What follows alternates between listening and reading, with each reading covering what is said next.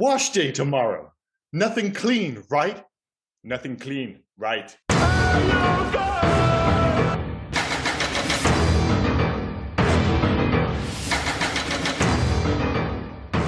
Liam, this is Rob, and welcome to the Hey You Guys podcast. This week we are looking back at James Cameron's seminal 1984 science fiction slasher, The Terminator. And we're joined by special guest Dan Goldsworthy, a man who you consider this a Christmas movie, which seems absolutely insane. But there we are. I mean, you don't consider it a Christmas movie, you just watch it at Christmas. That's a bit unfair. But that is a Christmas movie. It's a Christmas in my household specifically. Yes, that's right. But no, I would definitely, I'd simultaneously argue to the death that it is not a Christmas movie, but it's a movie that reminds me of Christmas. But it comes nicely after Die Hard in terms of the sort of on the spectrums of Elf, Die Hard, Terminator. It's a seamless sort of transition. So we're all good. It is. It's weird because obviously I know you watch it at Christmas kind of thing, but the one thing it does have in common with Die Hard, and it's something I never really thought about when I watch these movies, but they're all LA movies. Like I never think of like, oh, Die Hard's an LA movie or Terminator's an LA movie, but they totally are. I've accidentally gone on like a bit of an LA movie kick the past week. I've watched Terminator, Chinatown, Once Upon a Time in Hollywood, and I watched Die Hard again for some bizarre reason. Sorry, what was that? We was going to say Predator 2's in there. Big Trouble, Little China, Escape from LA. There's like literally, I'd say probably like sort of 75% of those classic 80s action movies almost feel like they take place in downtown LA. It's nuts. Yeah, it is bizarre, but I just never think of it as an LA movie. But you have that introduction scene with Arnie when he arrives, which is an amazing intro scene. And then he literally does just look over that classic LA skyline.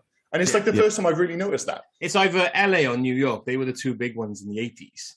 Mm-hmm, mm-hmm. Unless you're watching a John Hughes film, in which case it was always Chicago. Yeah. But if you wanted gritty, you go New York, because that just feels grimy. Mm-hmm. And if you wanted a little bit cleaner and more open space, you go LA.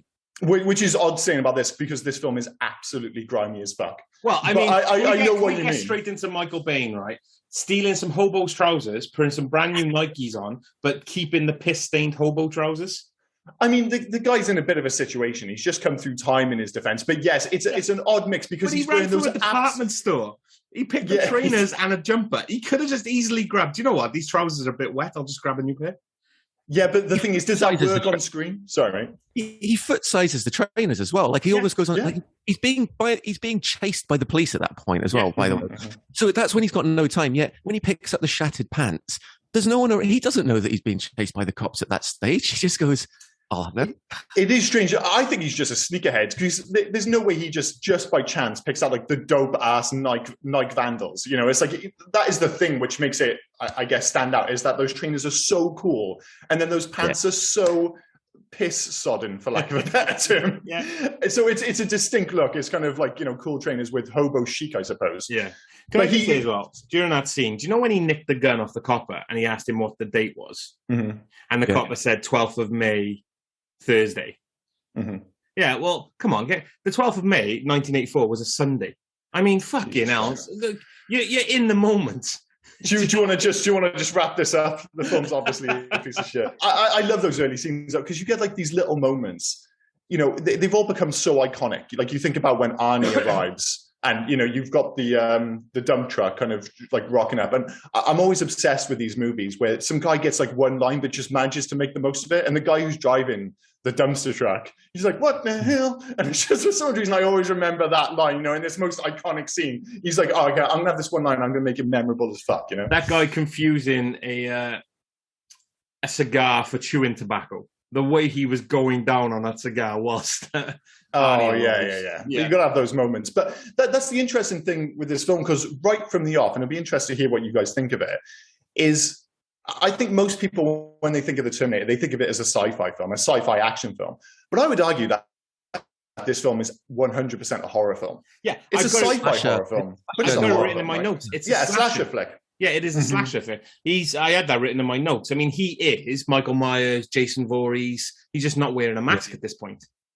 Yeah, it's sort of a cyberpunk Halloween, really, isn't it? The Yeah. whole, and there's hardly any dialogue for the film. It's all sort of suspense and chase, and it's you get that from the off. Yeah. I mean, Carl Reese lays it out pretty early in the film. I mean, you just replace the supernatural elements with sci-fi. I mean, that kind of quote he has: "The Terminator's out there. It can't be bargained with. It can't be reasoned with. It doesn't feel pity or remorse or fear. It absolutely will not stop ever until you're dead." He could just as easily, like you say, be talking about Jason Voorhees, Mike Myers, any of these guys. But obviously, because it's got sci-fi, people just think of it as being a sci-fi action film. But like, there's body horror elements, the slightly dodgy special effects aside, when the Terminator kind of takes his eyeball out. For 1984, mind, that was cutting edge. I think even when I was younger, the bits with the fake Arnie face, they never looked right to me. And I watched it probably, late 80s, early 90s. Yeah. And even back then, I thought those sections looked pretty naff. Takes you out of it. I think it's the one bit of the film where it takes you out. And if you compare something similar, like the Max Rebo, the Blue Elephant Star Wars, even though it's a sort of terrible rubbish costume, I think that never takes you out of the fantasy. Whereas the only bit, and we'll get to that later, of the film that I think where you struggle with is that there's too much of a focus on it as well. Like my memory of it was that it's only a fleeting scene where he's digging his eyeball out. He's digging his eye out, but then there's lots of scenes where he's turning around. More, isn't there? Yeah, it's all the time. It's odd because I'm not sure why they felt. I mean, maybe they thought they could pull it off, but like later in the film, when Arnie's face after he gets hit by the truck really is pretty messed up, and you can see the exoskeleton below. That still looks pretty good because it's makeup.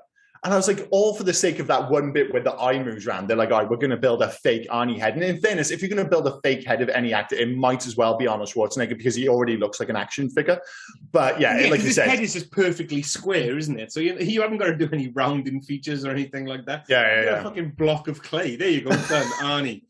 Well, it is one of those things, though. I think if you were coming to this film like for the first time since it was released, there is that section. But I wonder if a lot of people would immediately struggle with the opening sequence, the kind of future war stuff, because that is clearly miniatures at this point. There's no two ways around it. It's odd because those sequences seem to get better as the movie goes on. The early sequence, when you see the ship flying over and stuff, I'm like, man, that's clearly a miniature and looks a bit rough. Yeah. But later in the film, when Carl Reese is having a flashback, those bits actually hold up pretty well. And I can't get my head around why. I think it's because it's that one was, the first one was just spanning. It was further out. It was trying to capture more. Whereas the second sequences were all concentrated on, it was like guerrilla filmmaking. It was concentrated on it's like the tunnels, Michael Bain and the tunnels and stuff. It's not, you don't have the wide shots of, and do you know what, right? They promised something that they've never delivered over all these sequels. We'll get to it in Legacy. I just want a war full of nothing but robots and pink lasers. Well, the pink lasers are a strong 80s look, aren't they? And that's all they've promised is this war of pink lasers, tracks driving over skulls and things like that. And they keep going back to the past. They tried staying in the war with Terminator Salvation, but they just give me that proper sequel where John Connor is leading them against. It's not happening now. Salvation's kind of ruined that. And the thing is, I'll stand by the first, 40 minutes. Oddly enough, I would stand by the first section of Salvation when it does feel like it's going to be that movie. At the start, there are some really good action sequences, especially the one with the helicopter when John Connor gets dropped down underground stuff. They're shot really well, and you're like, oh, this might be that kind of future war Terminator film we've been waiting for. But then, of course, they kind of overthink it with the timelines and everything. It's just like, you almost think, like, balls to the timeline, just have a straight-up war movie set in the future.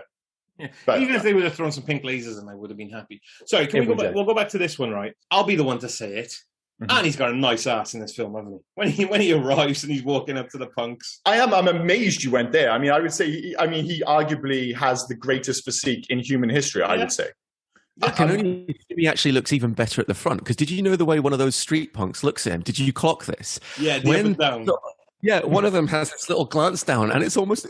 And I almost wondered in the second film when they go to the bar fight and the waitress kind of gives her that sort of smile.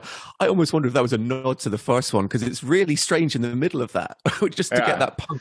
Well, it's weird. I asked my wife this, and she couldn't quite kind of get her head around the concept almost. So I was like, because we did Predator a while back, and I made the argument that Arnie has never looked better than when he was in Predator in terms of like getting his physique to a slightly more human level. Like he had like the haircut and stuff, and I was like, all of a sudden I'm watching like, is Arnie like really because obviously he's got this unbelievable body, but I just don't think anyone can consider him like a sexual being. Like it's just Arnold Schwarzenegger, right?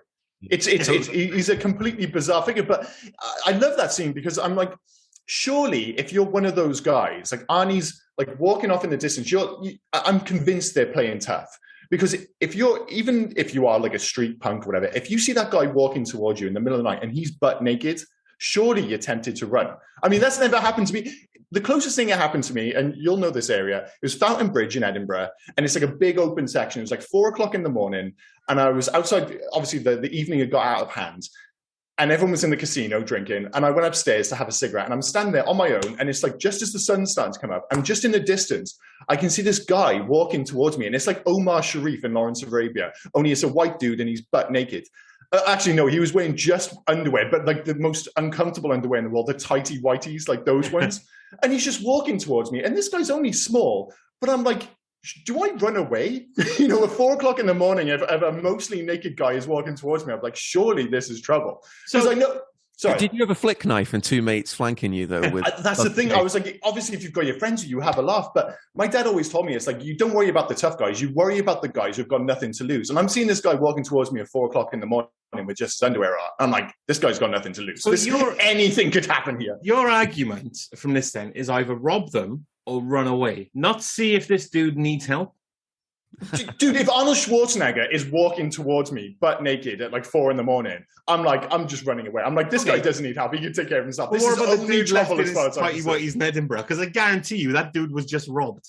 Oh no, it wasn't an interesting story. In the end, he was around his friend's house. Like he didn't live in Edinburgh. He'd come up to visit, and he had slept-walked out of the house in just his underwear. And because everyone was so wrecked, when he woke up outside, he tried to get back in. But everybody was so wrecked they wouldn't let him in. So he was just legitimately wandering the streets of Edinburgh in just his underwear because he didn't know what to do. Because he didn't have a mobile phone. So he did need help. He did need help. And in fairness, I gave it to him. I didn't run away. But there was that moment when I saw him just like, God, this can't be good. There's no way this could be good. But I reckon if that guy had been butt naked and Arnold Schwarzenegger, I think I might have just been like, I'm not going to deal with this. I'm leaving. You didn't snap your fingers in front of him. Nothing clean, right? I think if you didn't get a reference, it's like, oh, well, I just made an awkward situation even more awkward. But that is the great thing about this. Pull out 3 identical flick knives, like they all shopped at the same flick knife store. Did you recognize the other punk?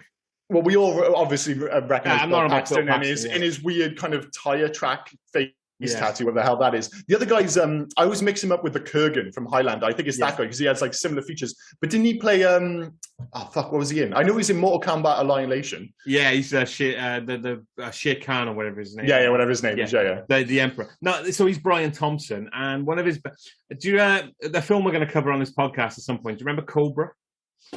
Yes, he's in Cobra. Yeah. He's the bad guy in Cobra, the one who leads the slashers. I think he's called the Night Slasher or something like that. That film is fucking banana. One of the best posters of all time, but not a great. Yeah. Is it brilliant? Wait, you talking about the poster? Brilliant. Yeah, the poster is fantastic. I've tried to buy Cobra on DVD for years, but it's always been way too expensive or out of stock. So I'm actually yet to see it, but I love the poster. Oh, it's one of those films. Like Cobra has one of the most insane scenes I've ever seen. Is when.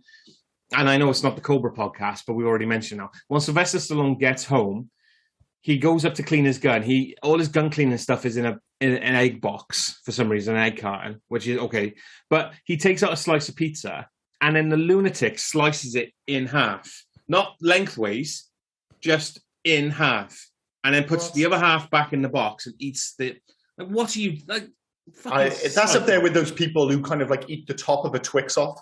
I can't like they just eat it horizontally rather than vertically. I can't be dealing with these types. Or eating a Kit Kat without snapping it first. They should just be shot out of a cannon. Like I would legitimately put those people to death. Apologies, Dan, if that's how you eat Kit Kats. No, I eat food normally. It's all right. I'll give you a 2-finger Kit Kat like that. I would say like 2 years in prison. If you were one of these fucking lunatics who eats the 4-finger Kit Kat and just bites across it, that's a death sentence. Yeah, for sure. I've seen that with people eating Mars bars upside down, double-decked in 2 halves. It's like I just put a chocolate bit on top, a biscuit bit at the bottom, and eat it normally. That's the reason they're that way up.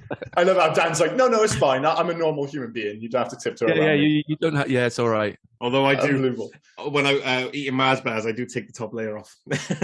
Jesus Christ! Of course you do. Okay, all right, back to the movie. I get very upset. So you've got the Arnie intro, and of course it's made all the better. And so much of this film is made better by the fact that it has a host of supporting characters like Lance Henriksen, and obviously Bill Paxton and stuff. Yeah. But as great as one of the things this film does so brilliantly is, like, in terms of establishing those characters, you have Arnie showing up, and he's obviously this machine, and he comes back in the future, and he's completely emotionless. But then you get Michael Biehn, who shows up, and I mean, we've talked about him in the trailers, but he sells that idea of him being this kind of emancipated character from the future so well. Like, he always looks like he's on the bones of his ass, doesn't he? Yeah. Like, he just sells that so brilliantly all the way through. And it was one of the, I mean, again, we'll get this to Legacy, like one of the great casting fuck-ups of all time, when they're like, all right, we're going to recast Michael Biehn for Terminator Genesis, and we're going to make him buff. I'm not even talking about, obviously, they miscast him in general, but to make him buff was so ridiculous. Like, such a big part of his character is the fact that he's like this wiry looking crackhead. He really does look like he comes from this miserable future. Well, that's it. I mean, if you're in a rip, what's that? Sorry? He's the perfect level of ripped, in the sense that he's clearly got muscle definition, just from a kind of malnourished point of view. So it's, he's wiry. If you're in an apocalyptic war, where do you get the protein powder from? Exactly. You know what I mean? Where is the protein code? And like you say, like Dan's bang on there. Like, he's the perfect build for this film. Like, obviously he's out there all day, every day fighting Terminator, so he's going to be in decent nick. But yeah, he's hardly got like any weight on him at all. Like, what he's got is muscle, but there's hardly anything there. And like I say, he sells it so brilliant. I mean, he sells everything in this film so brilliant. I think so much of the relationship between he and Sarah Connor, and it's one of the aspects I forgot about this film, is just how heavily, especially in the middle section, it leans into the relationship and how convincing that relationship is. And obviously a big part of that is what's her name? Jesus Christ, I've got her name. Linda Hamilton as well.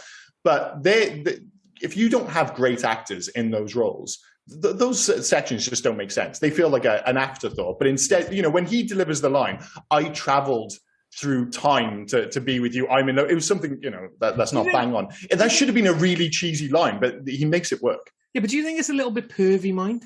He went through time to see her, because he loves her, because all he's ever done is look at a picture and probably masturbated over that picture like multiple times. It's a little bit pervy to just travel back. And your son is encouraging you to do this because he knows you're going to be the future dad. Like, it's all a little bit odd, isn't it? I mean, you're dragging this beautiful moment through the dirt there, dude. No, I'm not though. No. It is really pervy. It's the score that sells that bit, though, when they do the piano equivalent of the main theme over it. And it does actually make it a sort of decent romantic thing. But you're absolutely right. And it's not the fact that it's a bit weird. It's the fact that they've had about 24 hours of getting to know each other before they inevitably fall in love and what have you. But it kind of has to be like that, I suppose. It's one of those things where it's ridiculous, but I guess it has to be, because otherwise... I wonder if China think that John Connor was an immaculate conception, because for some reason in the China release they cut out the whole sex scene and any of the talk of them having sex. Oh, that's a shame. And that is like to like the idea of like selling the relationship. That is a proper sex scene. Yeah. Like, there's nothing glossy about that. They are having a proper 80s style sex. I was wondering at the start, I was like, I can't remember if there's like the unnecessary 80s boob in this film. There is. Although I would argue that it is necessary in this instance. I think it almost feels like they try to disguise it as much as possible, because in the early scenes, not that I've studied it in any sort of great depth. Whatever. Just every Christmas. Yeah, just every Christmas with the kids and the family. Of course, Well, here comes my favourite bit. But it doesn't feel like it's done in a gratuitous, unnecessary way. It actually does feel like a case it was sort of trying to be disguised with arms and stuff, but you just get a little bit of a shot in there. Yeah. Which is quite interesting, because it's different than you've touched on it recently, is lots of 80s have that gratuitous, unnecessary, oh, here you go.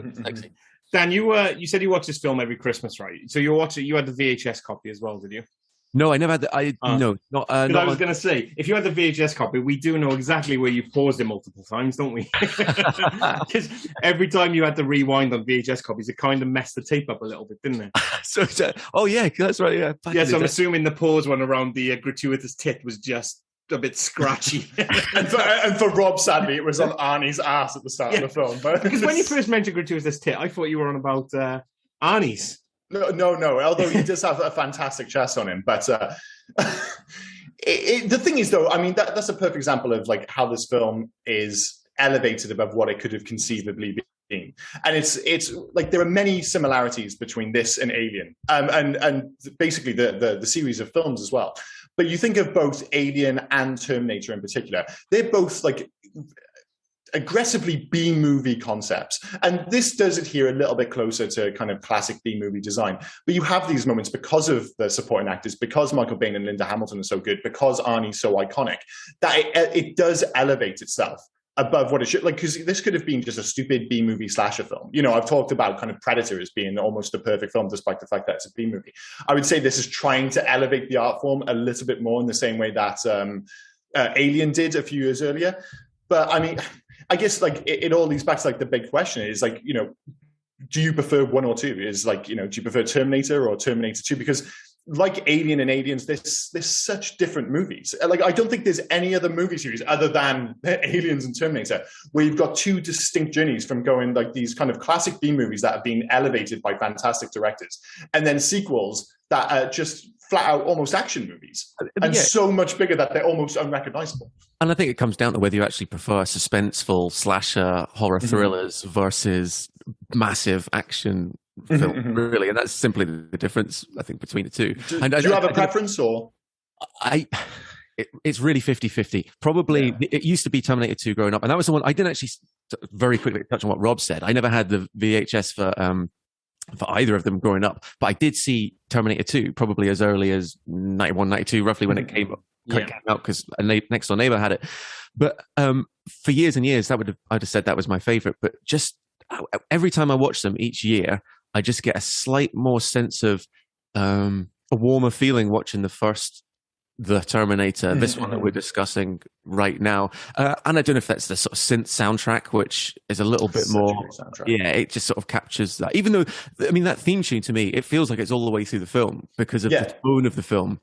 But it really actually isn't in it all that often compared to how much I feel it is. And I think that says something about the strength of the film in that it can make you feel sort of nostalgic for things for pretty much the entirety of it. But they're both amazing. I mean, I won't spoil my score. I'd both rank them very highly. Yeah, I think that, I mean, it's kind of like the Godfather versus Godfather 2 question, but I have the exact same issue with you. And again, to compare it with Aliens, is that I saw Terminator 2 and I saw Aliens before I saw Alien and Terminator. And I think you can't recreate that impact of seeing it for the first time. You know, the fact that if you're watching this film for the first time, you're just like, well, he's just a machine. You're like, you don't get that impact of the exoskeleton, that reveal at the end of the film, which would have been massive. And the same with obviously the Alien, when you finally, it's like so much of that movie is building up to seeing the Alien. But of course, if you've seen Aliens, you've seen hundreds of them already. But it's one I haven't had the opportunity to go back and see at the cinema, because that was something I was always an Aliens guy rather than Alien. It was only when I went to see they re-released the 70mm print of the film ahead of I think it was released of Prometheus. So I went to see Alien and Aliens in the original format on the big screen for the first time, and suddenly I was like, holy shit, man, Alien really is a masterpiece. And like you say, like suddenly those two films are so much closer. And like yourself, I was convinced, despite the fact that they're both spectacular films, I'm like, well, Terminator 2 is my favorite film. For the last few years, I'm like, is it? Because Terminator, man, it's so good, and so much of it is that mood, that vibe. The fact that it is not just a slasher fic, but it just kind of picks up so many of the tropes of the 80s, but in the best possible way, like Rob's pink lasers, for instance, or Sarah Connor's magnificent bouffants. Yeah, but you are correct. Like, and Dan's already said it. It depends what genre you prefer at that point, whether you prefer a slasher or an all-out action film. But I've been the same. I watched Terminator 2 first. Because Terminator 2 was probably when I came of age to watching these type of films. So that's the one that came out. So that's the one I watched first. Really enjoyed it. I would still probably say that inches towards being my favorite over the two. I'm a little bit disappointed you didn't mention 3, but we'll get to Terminator 3. I actually, just to be clear, we'll get to legacy. I don't hate Terminator 3. Like, I think it's got some good bits. Well, you're wrong, but put this way, I think Terminator 3 is better than Alien 3, and I know some people have turned I'm in danger of turning this into an Alien podcast as well. But no, I know what you mean. It's hard to kind of look past Terminator 2 because it arguably has some of the greatest action set pieces of all time. The technology is caught up with itself. The way the liquid metal works, it looks absolutely fantastic. But when you compare that to Terminator 1, Terminator 1 is lower budget. Terminator 1 is, I said it already, guerrilla filmmaking. It's just like it just feels smaller in scale, but it feels a bit warmer. Like, because it's smaller in scale, because they haven't gone a lot, and you've got just the one bad guy just chase, like you've got the one metal thing chasing you through LA. It is, I think it's the better film story-wise, not particularly on screen. Fully, yeah. But story-wise, I think Terminator 1 is the better film. It paces really well, despite the fact that very little happens. It's pretty much two people come down, one finds the other, they run away from a bad guy at the end. There's not really much to it. There's hardly any dialogue. There's not. And one thing it does... one thing it does like brilliantly, this film, and it's one of those underrated aspects, because obviously, you think back to like the action set pieces and stuff like that, but the way it delivers, and again, this comes back to having fantastic actors on board, but the way it delivers exposition, like Michael Baine's role should be absolutely joyless, because he is basically guilty of delivering nearly all the movie's exposition. Well, like there are two. Terminator is not really talking about the future, so it has to all come from Michael Baine. It does, and there are like two or three sequences where he is basically just doing an exposition dump. He is just explaining the situation. He does that great job of every time there's a question, she's like, oh, about the future. He's like, oh, I'm not one of the tech guys.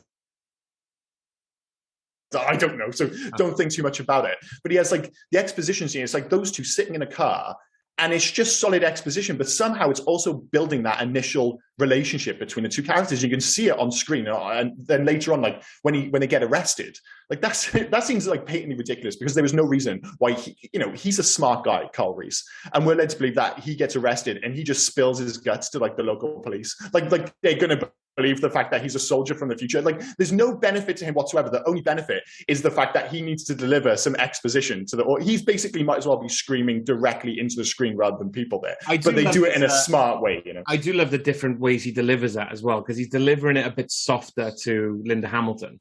And then when he's to the coppers, he's basically just screaming and yelling at them because he's trying to protect Sarah and they won't let him near Sarah.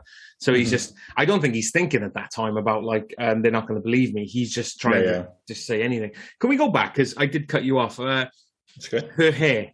Yes. Linda Hamilton. My God, that deserves an acting credit all on its own, doesn't it? I mean, I love her hair. Basically.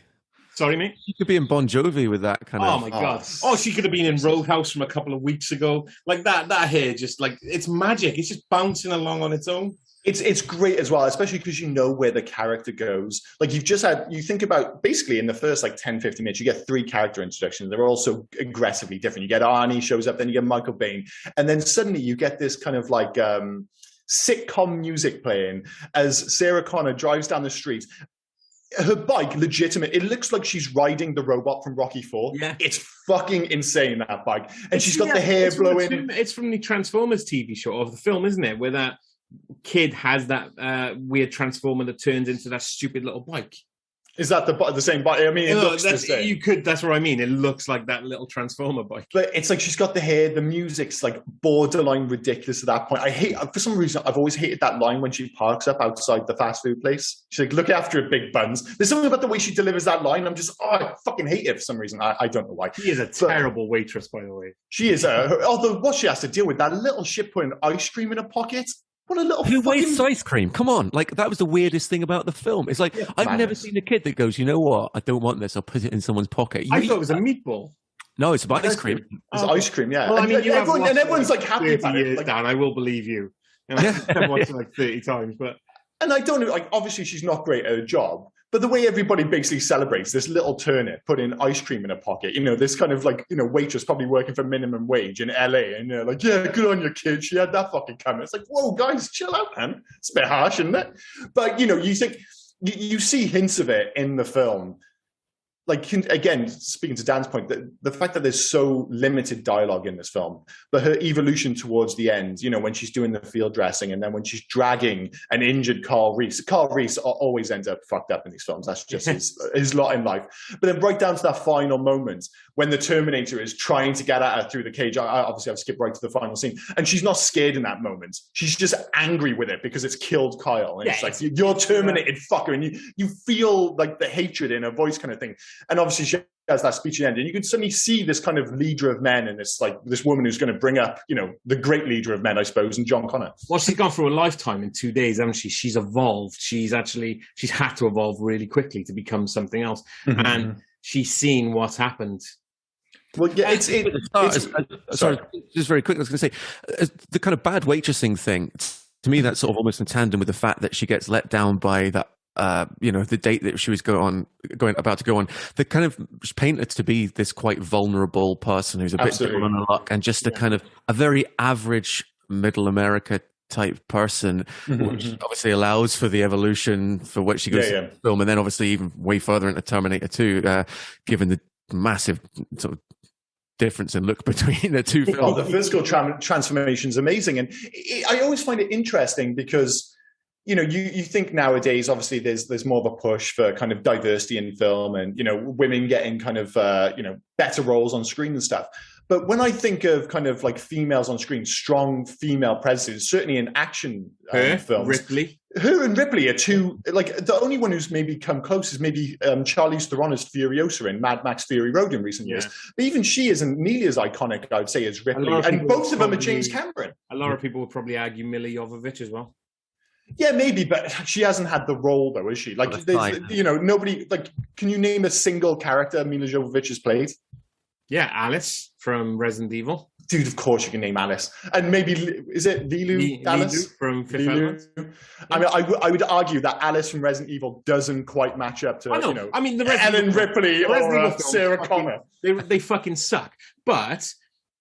What I'm trying to say is that as an action heroine on screen, you can't deny that people have loved Milla Jovovich. I mean, they've given us 7 films. Yeah, I'm just saying, like, I don't think anyone's come close to matching in terms of like the character, the performance, the works. Yeah. No one's come close to Sarah Connor from Terminator 2 and Ripley. Nobody will come close to those. I'm not sure if anyone will. And like the thing is with Ellen Ripley, she does have that evolution, but she's like quite tough from the start. But from where she is at the start of the film, where she, like you were saying, this kind of girl next door, quite vulnerable and stuff, to where she is in Terminator 2, you think basically at the start of this film, or for half of this film, she's basically a classic final girl. I mean, obviously she makes the mistake of having sex. That should mean that she gets killed, of course. But she if you're looking at this as a slasher thing, she has to be one of the best final girls of all time. I mean, Jesus Christ! But you're looking at it in Terminator 2. Sarah Connor would fuck up Sidney Prescott. There's just no two ways about it, is there? But speaking of, you just said about them having sex. Sorry, mate. You said about them having sex.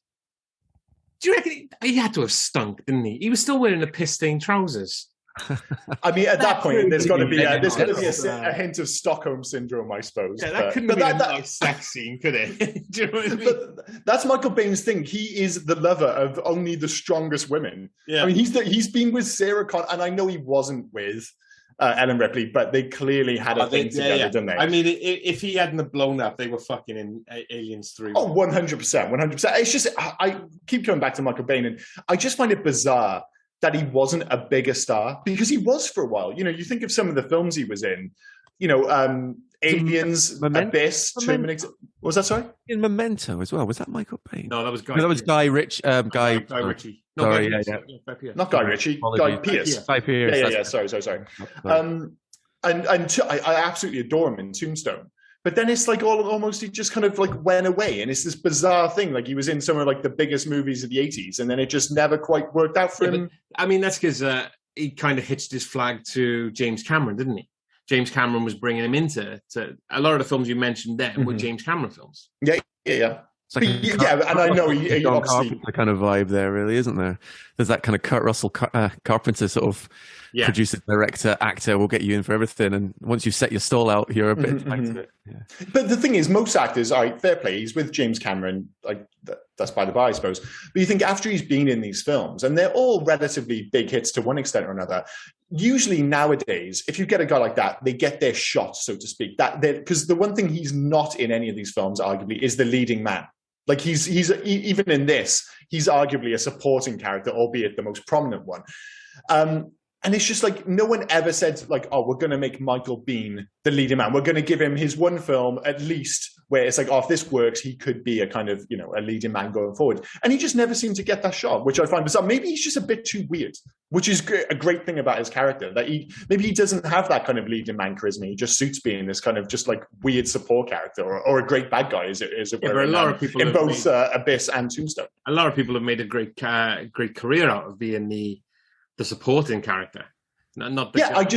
He was so elevated, and he has arguably kind of leading man good looks. He's not like the most handsome man in the world, but you could see him carrying the film. I just find it bizarre that he never got a chance. Whereas, of course, the complete opposite happened to Arnie, where he went on one of the great runs in cinema history. Because that's one of the things it's easy to forget. Like, he wasn't known going into. Well, he was known, but he'd been Mr. Olympia 5 times. Most people couldn't give a shit. He'd been in Conan in '82. He'd been Conan the Destroyer the same year, and then he got this role famously over OJ Simpson, which we'll get to in a minute. But then from this point onwards, he's like, okay, slight misfire in '85 with Red Sonja. I don't think anyone thinks that's a great film. But he had Commando in the same year. He had Raw Deal in '86. All right, bit of push mark there. But he had Predator and Running Man in '87, which is just filth. Red Heat and Twins in '88, Total Recall and Kindergarten Cop in 1990, and then T2 in '91. Things start going off the rail around '93 when he's in The Last Action Hero. But man, talk about a run of iconic films. I think the only person who can maybe match it is that kind of Tom Hanks 91, everything after Philadelphia, where he was on that run for like 6 or 7 years and he made nothing but absolute gold. I don't think in that series, Tom Hanks was never in his Red Sonja in that sequence. I'm sure, but it's still an absolutely amazing run. I want you to films kind of remembered more famously off the back of, because he's so good in the Predators and the Terminators and the Terminator 2s, that you kind of give the Running Man, which I know is more of a cult following, films like that a slightly higher elevated. If that was just Jim Smith as opposed to Arnold Schwarzenegger, I'm sure the Commandos, and which again, decent film, but not. Yeah, objectively, it's not a Terminator 2, is it? I'm sure a lot of those films will get higher status off the back of the fact that Total Recall, Predator, Terminator 2 are all absolutely fantastic. And he kind of there's almost that one on, one off, in terms of how good they are. That mean that you look at them all and go, they're all brilliant. We'll forgive you the kind of crap album because your first album and third album. That sort of thing. Well, the one thing they all are, and a big part of this is Arnie, is even like the lesser films. And we've done a podcast on Commando a few months ago, and the one thing we said was like, it's a brilliant film, but it's also a terrible film. But the one thing it is it's made iconic by Arnie, and that is the one thing he's got. Because I've had friends who have argued with me in the past that anyone could have been the Terminator. He doesn't do anything. I completely disagree. The fact is, Arnie's not an objectively fantastic actor, but the one thing he's got, which you just cannot train, is screen presence. Maybe more than anyone. And it's one of those things you see on screen all the time where they try and force these people into these big roles, and for some reason it just doesn't work. They don't hold the screen. I know, jokes aside, I know you hate Tom Cruise, Rob, but the one thing he has, despite his diminutive stature, is he has screen presence. Now, he's a much better actor than Arnold Schwarzenegger. I've been trying to get you two to stop talking for a minute because I want to go back to your derogatory comment about The Last Action Hero. That really upset me. I fucking love that film. No, we could have a whole conversation about how I wouldn't say I love that film. It's massively underrated. I totally agree with you. But in terms of his career, the way it was perceived at the time, and I apologize. I didn't mean to upset you, Rob. I thought I'm not gonna lie. I was convinced you were gonna get upset about me referencing Tom Cruise rather than Last Action Hero. But it does not. We should totally do The Last Action Hero on this podcast because I think it'd be a great film to go back to. Way ahead of its time as well. But yeah, I've lost my train of thought now. I've got a quick question for you both, which go for it. Hopefully as well actually can. How many times, roughly, this is a two-part question, has Arnie played a bad guy in his film? I don't know. Off the top of my head, I've got that down very often, okay? And then secondly, and I can't answer this because I think we were all just too young, obviously, when The Terminator came out, and maybe even when Terminator 2 came out, or too much about it. But how much of the start of both of those films were twists? In the sense that what happens is in both films, you get two guys sent through back in time, a kind of wiry naked guy, and then an absolutely stacked naked guy.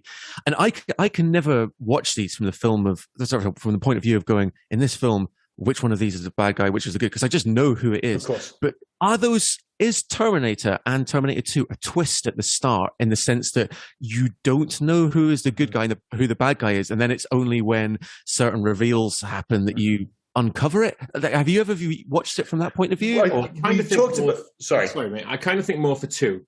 Definitely two.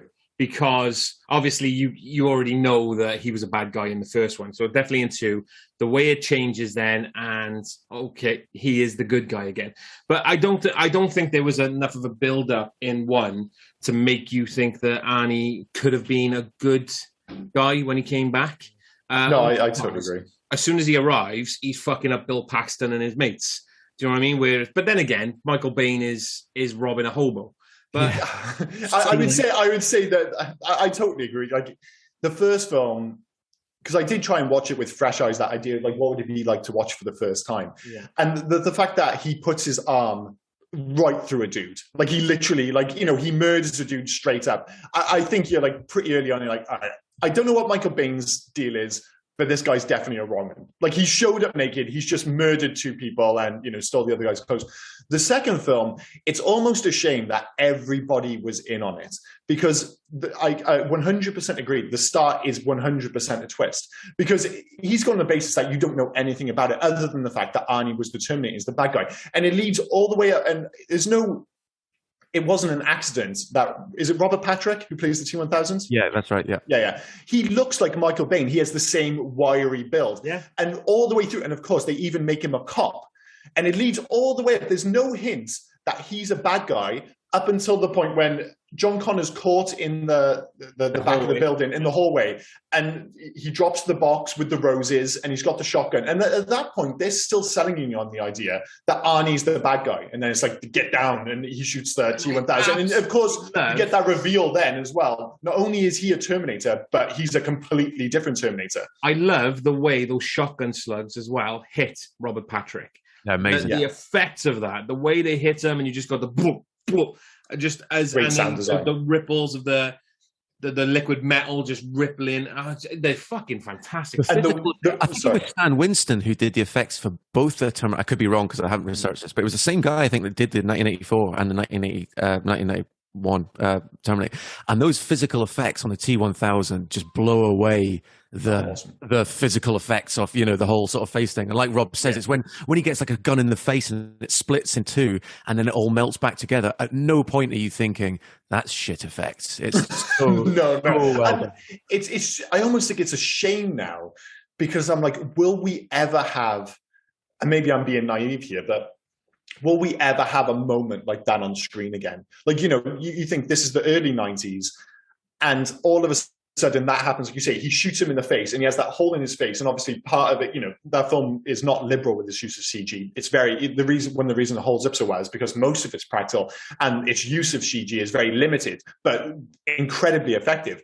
And I'm like, that moment when there's a hole in his face, and you're like, I have never seen anything on the screen like that before in my life. You know, the same way when you saw the dinosaurs for the first time in Jurassic Park. And I'm like, we've come so far with CG now. I'm like, will we ever have another moment like that where I go into a cinema and I'm like, I have never seen anything like it? I don't think we will. I'll give you credit, mind, it was Stan Winston.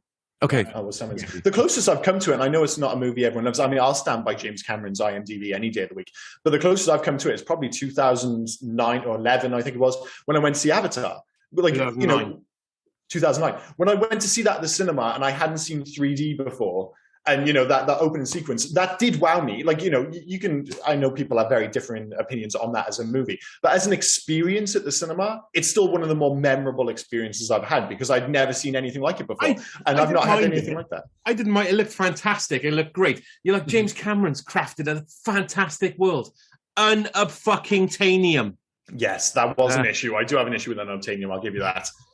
He also, as well, and this is for me, I know this is the art thing, James Cameron owed Roger Dean, the artist who's done a load of fantasy artwork and album covers for bands like prog bands like Yes. An awful lot of that set design was effectively borrowed heavily, plagiarized from Roger Dean, and he had to do some settlements. And it's kind of a bit similar to the way that everyone sort of goes, George Lucas, amazing sort of world he's created, which he obviously did in storyline, but it's Ralph McQuarrie, the artist, who basically designed all of Star Wars in terms of what we see it. Yeah. And I, you know, as an artist myself, I'm not overly protective about it, but it's just amazing how much nobody ever really, like, you give the director and the producer rather than the concept artist the credit for creating these vast worlds. And was that Ralph McQuarrie, the artist who did that stupid fucking ball thing in the thing I had to watch the other day, Revenge of the Sith.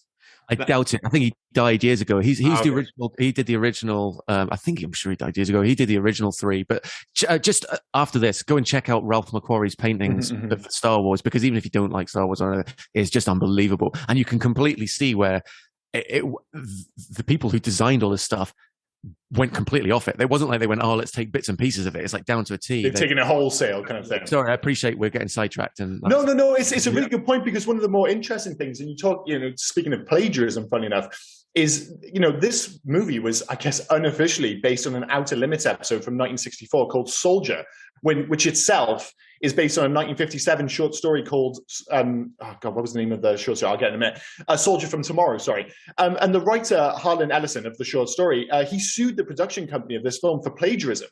And it was actually settled out of court. So there's a hint of it going on there. And when you look back at the story, of course it could have accidentally happened, because fundamentally the story at its core is like a soldier coming back to stop a robot from killing someone in the past. It's not unthinkable that two people could have had the same idea. And I think in Soldier from Tomorrow, it is literally a soldier stopping another soldier from the future killing a woman or a child or whatever, rather than a robot. But, it was close enough that they did feel the need to settle out of course. So the writer...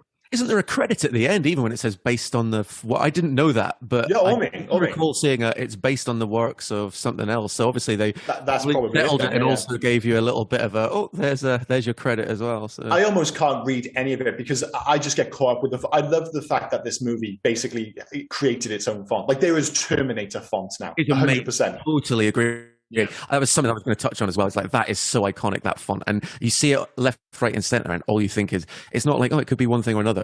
It's Terminator font. Absolutely. It's 100. And I love the fact that they play, like, the opening sequence. Actually, get the Future War stuff, and you don't get it so much now because everyone's like keen to get right into the action. Like, the opening credits are just, you can't quite see what it is, but it's just the word, the Terminator, with that amazing score by Brad Fiedel playing over the top bit. And you get the half of the word coming in either side. It looks what it reminded me of, like, one of my favorite intro sequences of all time is a very similar one. Danny Elfman's score for 1989's Batman, where it's like the camera's traveling around and it just looks like hallways and you don't know what it is until at the end it cuts away and you realize it's a giant bat symbol. And it's like that combination of that visual design with the score. It's just absolutely perfect. And on paper, if someone said the introduction is just the word Terminator, but it's so close that you can't read, that shouldn't work. But there's something about the way it's shot with the music, where as soon as like I start watching this film and you get that, and then the Terminator comes out, I'm like, oh yeah, I'm ready to watch this. Another one is Beetlejuice. That has the same.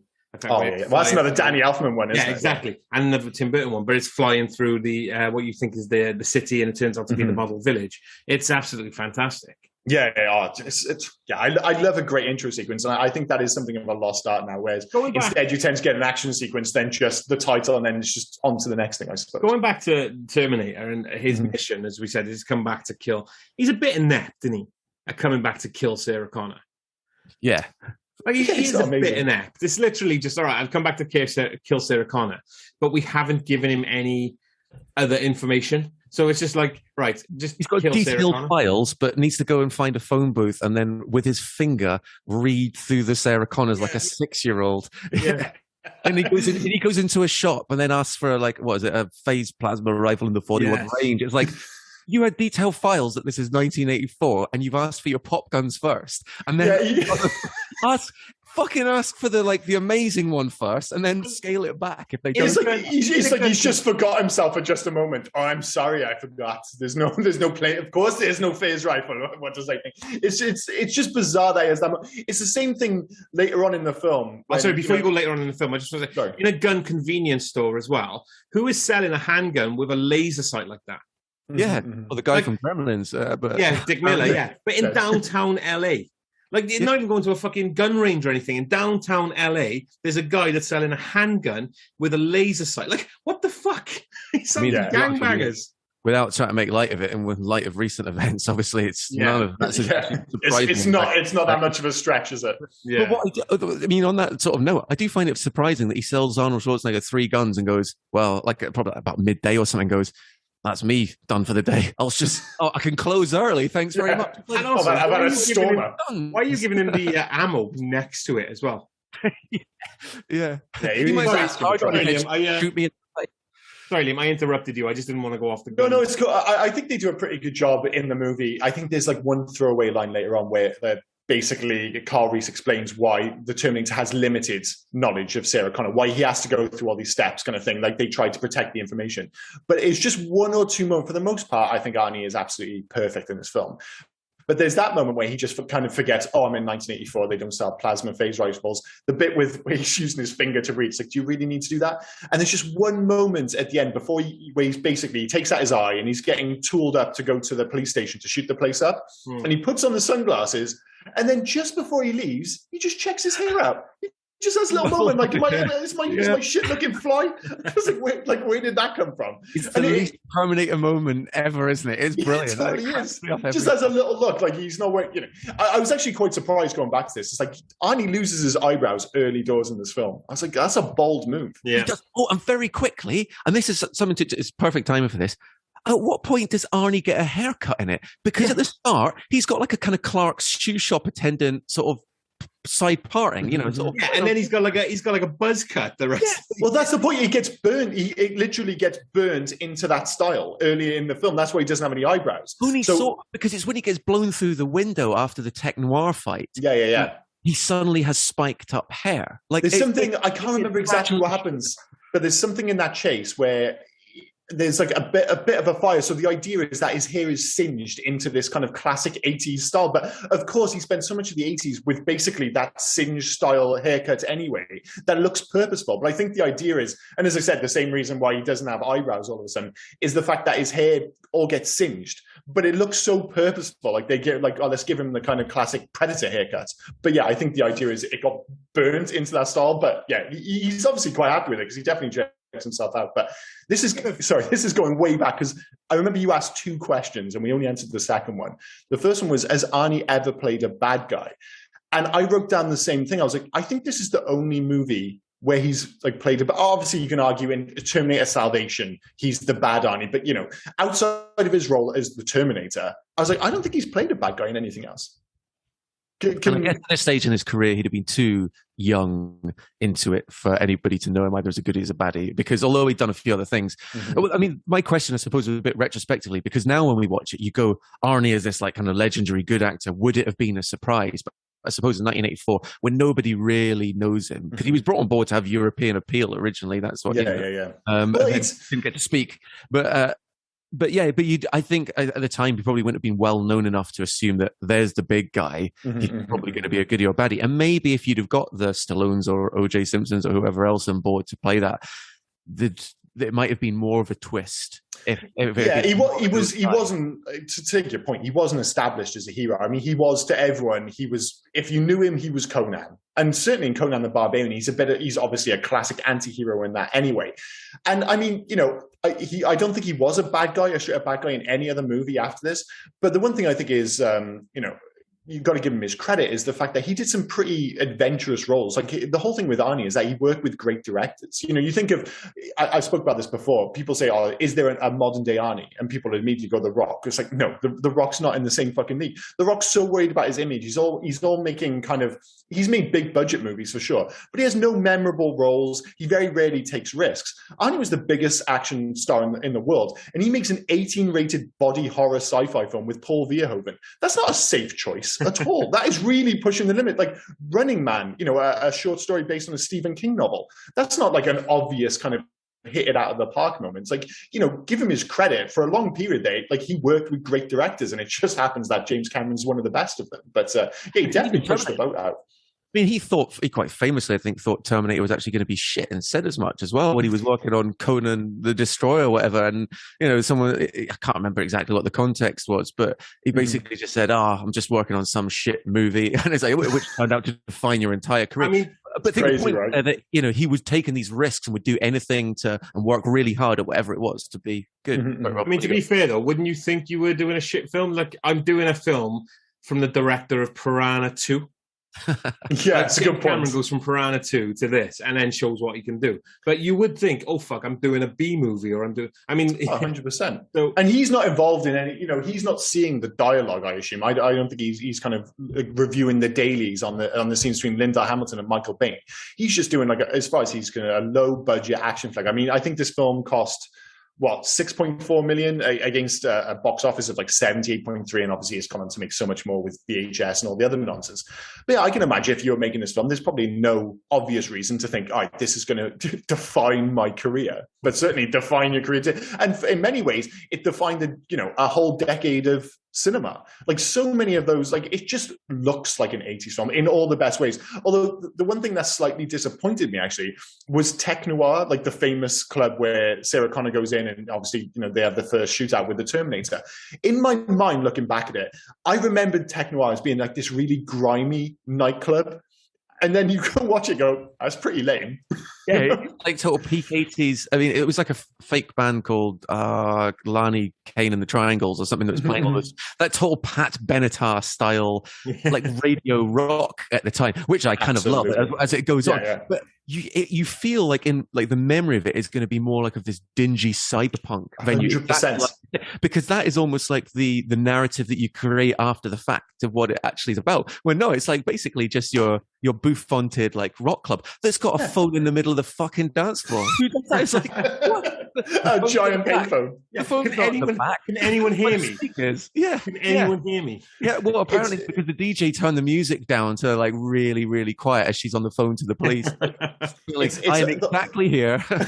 It is ridiculous, and I think a big part of it is the name. Tech Noir sounds badass. When I was thinking about the genre of this film, one of the first things I thought was is it a Tech Noir? And I was like, wait a minute, isn't that just the name? I think I'm just naming the club. That's not the genre of the film. I'll just stick with it being a slasher flick. But yeah, I really thought this was going to be this badass club full of heavy rockers or something like that from the 80s. And then no, it's just bouffant idiots from LA, and that's it. And like you say, a payphone in the middle of the dance floor, which is just absolutely bananas. Yeah, I mean, sorry, Rob. Sorry, I was just saying before, because we mentioned about Tech Noir, and she was obviously meant to be going on a date, and it got taken away, and that's how she ended up there. But when she was on the payphone, she was trying to call her friend Nancy. Can we just mention Nancy for a second? Because we haven't really talked about her. Nancy, is that Ginger? Ginger. I think Ginger's not Nancy. Sorry, Ginger. Yeah. Nancy was the woman she worked with in the Big Buns place. Sorry. Big Buns, yeah. Big Buns. Ginger, have you ever, in your own home, put your headphones on? No, I was totally thinking the same. Yeah. What? You don't put your headphones on at home? No.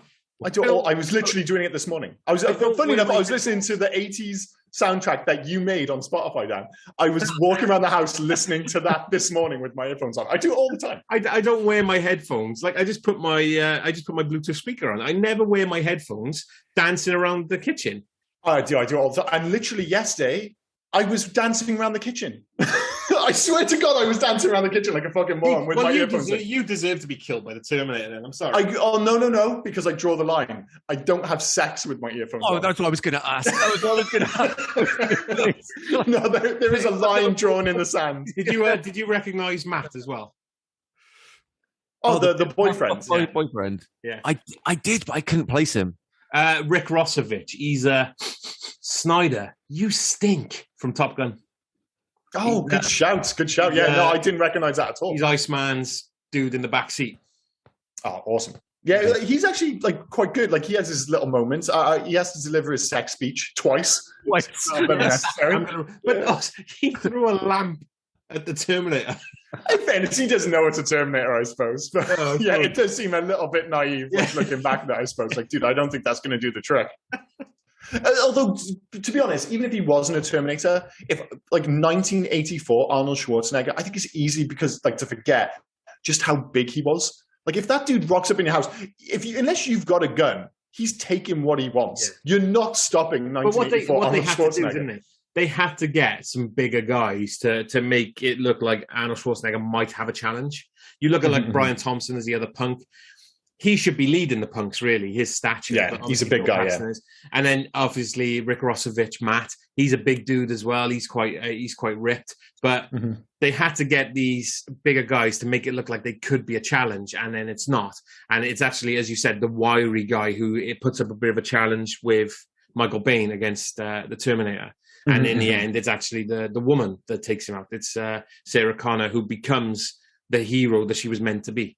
So yeah, well, that is the thing. I mean, we've talked obviously at numerous points about this film being a horror film. There are, in the middle section, despite the fact it's a Terminator, it does briefly turn into, I guess, a quintessential action film. Certainly the raid on the police station feels like an action sequence in particular. But then obviously after the action sequence, you get a bit more exposition, you get the love scene and stuff. But after they have sex, from that point onwards, it really is a horror film after that. Because again, to speak to Dan's point earlier about that idea of like watching it for the first time, like you don't know, you just know it's like a robot from the future. That's it. And you see these little hints of metal below. But from the moment when you get that exoskeleton reveal, and that is one of the most, iconic pieces of 80s design. And, you think about monster design. We talked earlier about female protagonists like having their moments in the 80s with Ripley and Sarah Connor. It's like, in terms of like genre cinema, is there anything match the Alien, the Predator, and the Terminator in terms of visual design? Is there anything even remotely close to those in cinema? I don't think there is.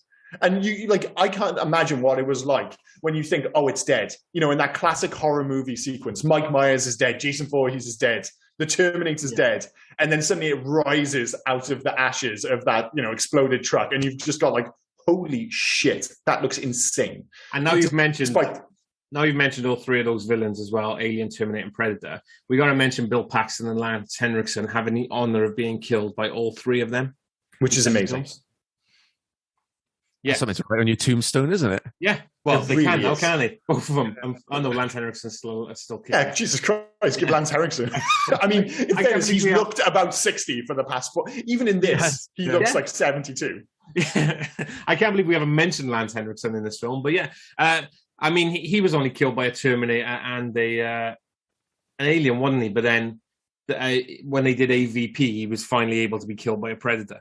I wonder if that's why he did it. He wasn't actually killed. He wasn't actually killed by an alien, though. He was torn in half by an alien, but then he was basically destroyed in the crash going into Alien 3, wasn't he?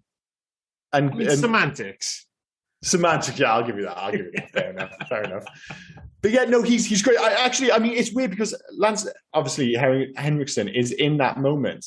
But it's actually, what's his name? Dr. Silverman, who arguably steals the scene. Again, you talk about, like, there's so much exposition in that moment, and Michael Biehn does a great job of delivering it. But what makes that scene tick is the way that Dr. Silverman, and I forgot the actor's name, I do apologize, the way he responds to it, the way he kind of walks him through that moment. And he's so good at that. Running away and... Yeah, sorry, yeah. Like, it's just so loathable. Sorry, Liam, I interrupted your train of thought there. No.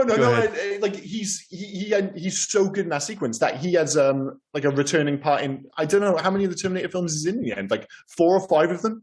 But they just keep bringing him back. He's in the second one. Like, obviously, he has that famous moment when the cigarette drops out of his mouth when the T-1000 walks through.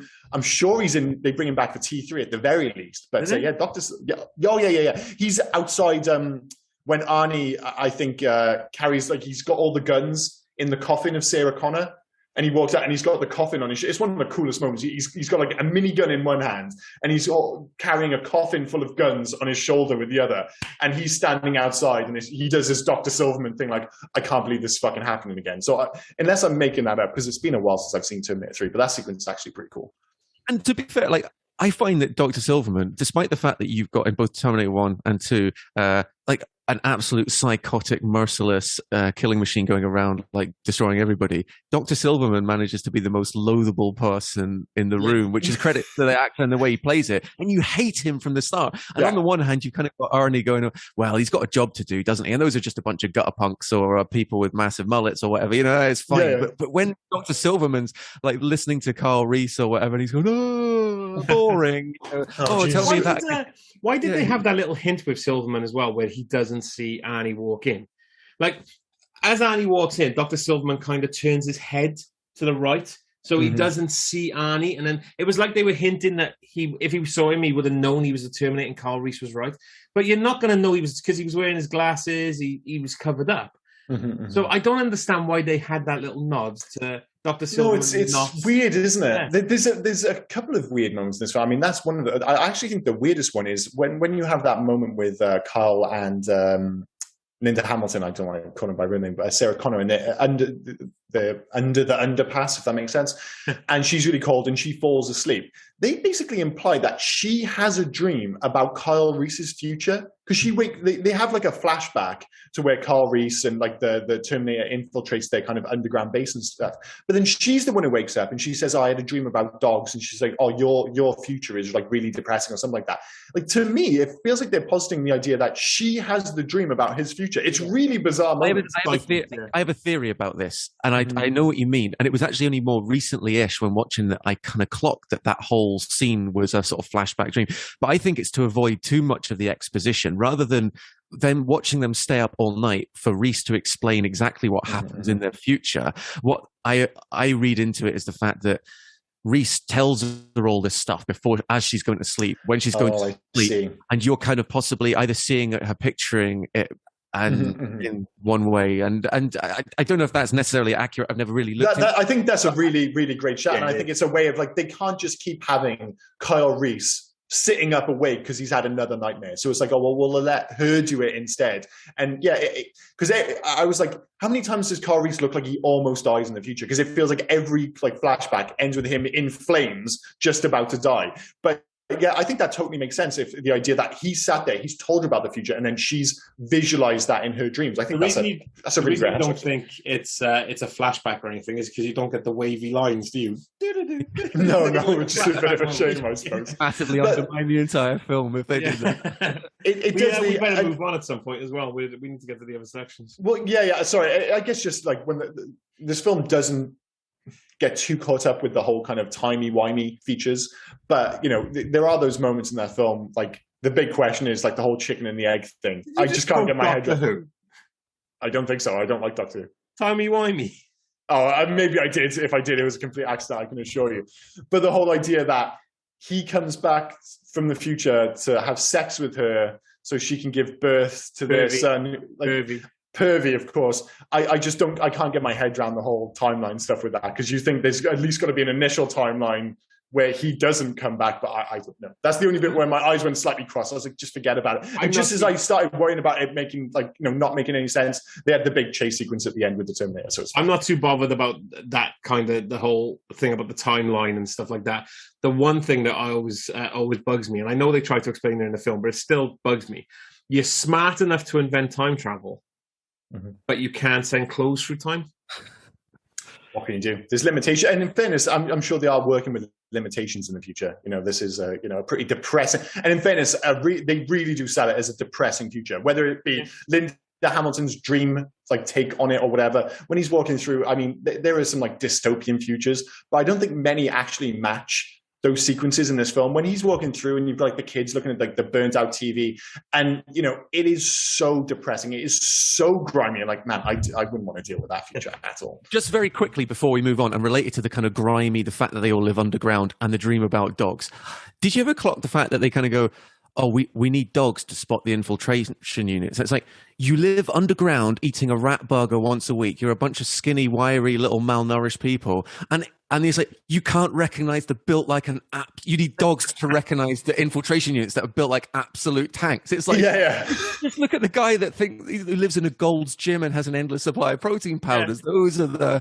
Those are the infiltration. I mean, to be fair, Mike, they didn't recognize him because he had a cloak on. Yeah. I mean, that guy was a unit as well. But yeah, you think it'd be a bit of a giveaway when you it's not so much the cloak as well. Dogs. It's like the Terminator laser gun he brought in with him. Yeah, that they didn't have any of. Yeah. How did he sneak that in? You think like he would come in with, like, well, he's a Terminator. You think he could kill most of them by hand, but that gun is so ridiculously massive. Like, that's the one you snuck in. Give me a fucking break, dude. Maybe though it was Sarah Connor. it's Sarah Connor's dream. You know, we'll give him the benefit. Get away with it. Like, she's picturing. Or Reese was just elaborating like massive. Like, he was exaggerating things. Like, you should see them. They're so scary. They're this big. They're this big. That whole scene. No. Wider, bigger. It's the biggest gun you've ever seen. It's ridiculous. Should we move on to Love and Hate? Yeah, Love and Hate. Fair enough. I'll go first. Picking Arnie rather than OJ. Jesus Christ, that's aged well. Although that's been debunked, hasn't it? Is it really? Yeah, I was looking into that when we were talking about this before we got on. James Cameron has said Arnie's making that shit up, basically. That OJ was never considered. Because there's a story about Arnie saying that James Cameron had a painting in his room, in his office, of OJ as the Terminator. And then when Arnie was hired, James Cameron painted over OJ's face with Arnie's. But he said that's not the case. It was just concept art. Said OJ was never considered. It was just a black guy, and in 1984, the only black guy he could think of was OJ's. I think OJ. You know, it's just like, in fairness, he was maybe the most famous black guy in America in 1984, other than maybe Eddie Murphy. But I'm assuming they weren't going to pick Eddie Murphy to play the Terminator. That'd be a bold choice for sure. Yeah. But in fairness, he would have suited the bill. You know, like, he was super famous. He had obviously been in a few films, like physically imposing. Like, the idea of OJ wasn't ridiculous. And he knows how to kill, so he'd be all right. He definitely knows how to kill. But yeah, I'll go, okay, well, whether it was, debuffed or not, picking Arnie over OJ, I'm going to stick with that. Number 2, Michael Biehn. I think he's absolutely fantastic in this film. I think a lot of the emotional weight, something which is easy to overlook in this film, is delivered by, but I can say the same for Linda Hamilton, but Michael Biehn, just because I think he's a fantastic actor. I really think he sells the world and the narrative, and I just don't think that gets across without him. And Carl Reese's Nike Vandals, they're just the business, man. They're just great trainers. They've aged like a fine wine. Like, give me a pair of Vandals today, no doubt. Dan, do you want to go next? Yeah, okay. As far as loves, I suppose first the overall vibe of it being just peak 80s, and like you say, I picture more synth scores and neon pink laser lights and everything than there actually is, just because the memories of it and the vibe that it creates is so strong. So I'd say just the overall tone. Probably both simultaneously the look of the Terminator, the skeleton, but also Arnie just looks incredible. Not the initial one when he's got the gutter punk like trench coat or anything, but just how he looks with the shades, the hair, the leather jacket, and the trousers. You almost forget that he has about like 15 words in the entire film, because he just looks incredible. And even when he's in tech noir and he does that really jilted, oozy kind of funny, no one can see me on the podcast. We know what you mean. I'm recreating it perfectly. I think it just sort of sells that character brilliantly, and it feels like he's in it far more than he actually, and he actually is. As a third one, I don't know, either the score, which is just the glorious score, the theme tune, really, which is absolutely amazing. But if I didn't have that, I'd probably say the supporting cast from Linda Hamilton and Michael Biehn they're just brilliant when they play it. And I'd never actually noticed until you flagged it earlier how much of Michael Biehn does exposition. Because one thing, if I see clunky exposition in any film or TV series, it sticks out like a sore thumb, and it just completely takes me out of it. I had never actually noticed at any point until thinking back after what you said, that he's narrating much of the film in terms of what's going on. And I suppose that's the way that he sells it. Well, that's one of the things, same with like bad audio almost. It's like other than a fantastic score, you often don't notice fantastic audio. You notice bad audio, and it's the same with exposition. The whole idea with brilliant exposition is you're not supposed to notice that exposition's being dumped on you. Whereas, like you say, if it's not done well, it can make for some truly horrendous cinema. And you never get that feeling in that film. It's like, this film is all about propulsion. It's all about getting to the next scene. While still, like, we all take it for granted now because we all know the Terminator. This is pretty high concept stuff. And they've got to sell you on all these ideas, like, as quickly as they can to get to the next action scene, so it doesn't bog down the movie. And it never does. And a big part of that is both the writing and the delivery, no doubt. Yeah. Rob, go for it. Michael Biehn, pink lasers, and Sarah Connor's hair. That's a great shout for 2 and 3. Yeah. Great shout for 2 and 3. Hate, I'll put down. I just wish the future stuff looked like it did in my memory. It's just not, that stuff. And there is some of the kind of stop motion stuff with the exoskeleton at the end of the film where if I remove my rose-tinted glasses, there's no two ways about it. In 2022, it looks a little bit ropey. It's almost a miracle that it looks as good as it did, considering it was made in 1984 for its limited budget. But yeah, in today's money, it's a bit rough around the edges. The eye scene, it just never looked great, like the fake Arnie head, and it still doesn't look great. And I wish Bill Paxton was in more than one scene, because I love Bill Paxton, and I'd always have him in more of the movie. But he had to die. What can you do? I'm really struggling to find three things I hate about this film, to be honest. The miniatures and the kind of Harryhausen stop motion-esque sort of stuff, that doesn't bother me. It never takes me out of it. You can tell it's fake and doesn't look necessarily great by today's standards. That doesn't bother me. But the bit that does is, and you touched on it as well, it's the ice scene, and then it's kind of the shots after it, which I'd have almost rather they implied it by having his sunglasses on for more of it, because every time I see it on camera, I can't help but think that's fake. That's fake. Yeah. And I don't know if they sculpted his face as opposed to took a cast of it or whatever, but it looks close to Arnie. But even the lighting and the way that it sweats, I just can't help but, I know it was limited budget and I know it was a long time ago, but it always takes me out of the film because I suddenly stop thinking about it and focusing on that. That's the only thing I really genuinely that'd be the only thing I'd actually mark it down on. And maybe the fact, if you had to pick a second, that, and I suppose it's a bit of an 80s trope, Kyle Reese firstly comes into the future and instantly knows how to get a shotgun out of a police car and then has unlimited ammo. But that's, we'll forgive that. But then towards at the end, when they're making the plastic pipe bombs, like the first four are kind of like a sort of a kindergarten, my first homemade pyrotechnic, and then obviously the second one, or the second last one, is like that can blow up an oil tanker.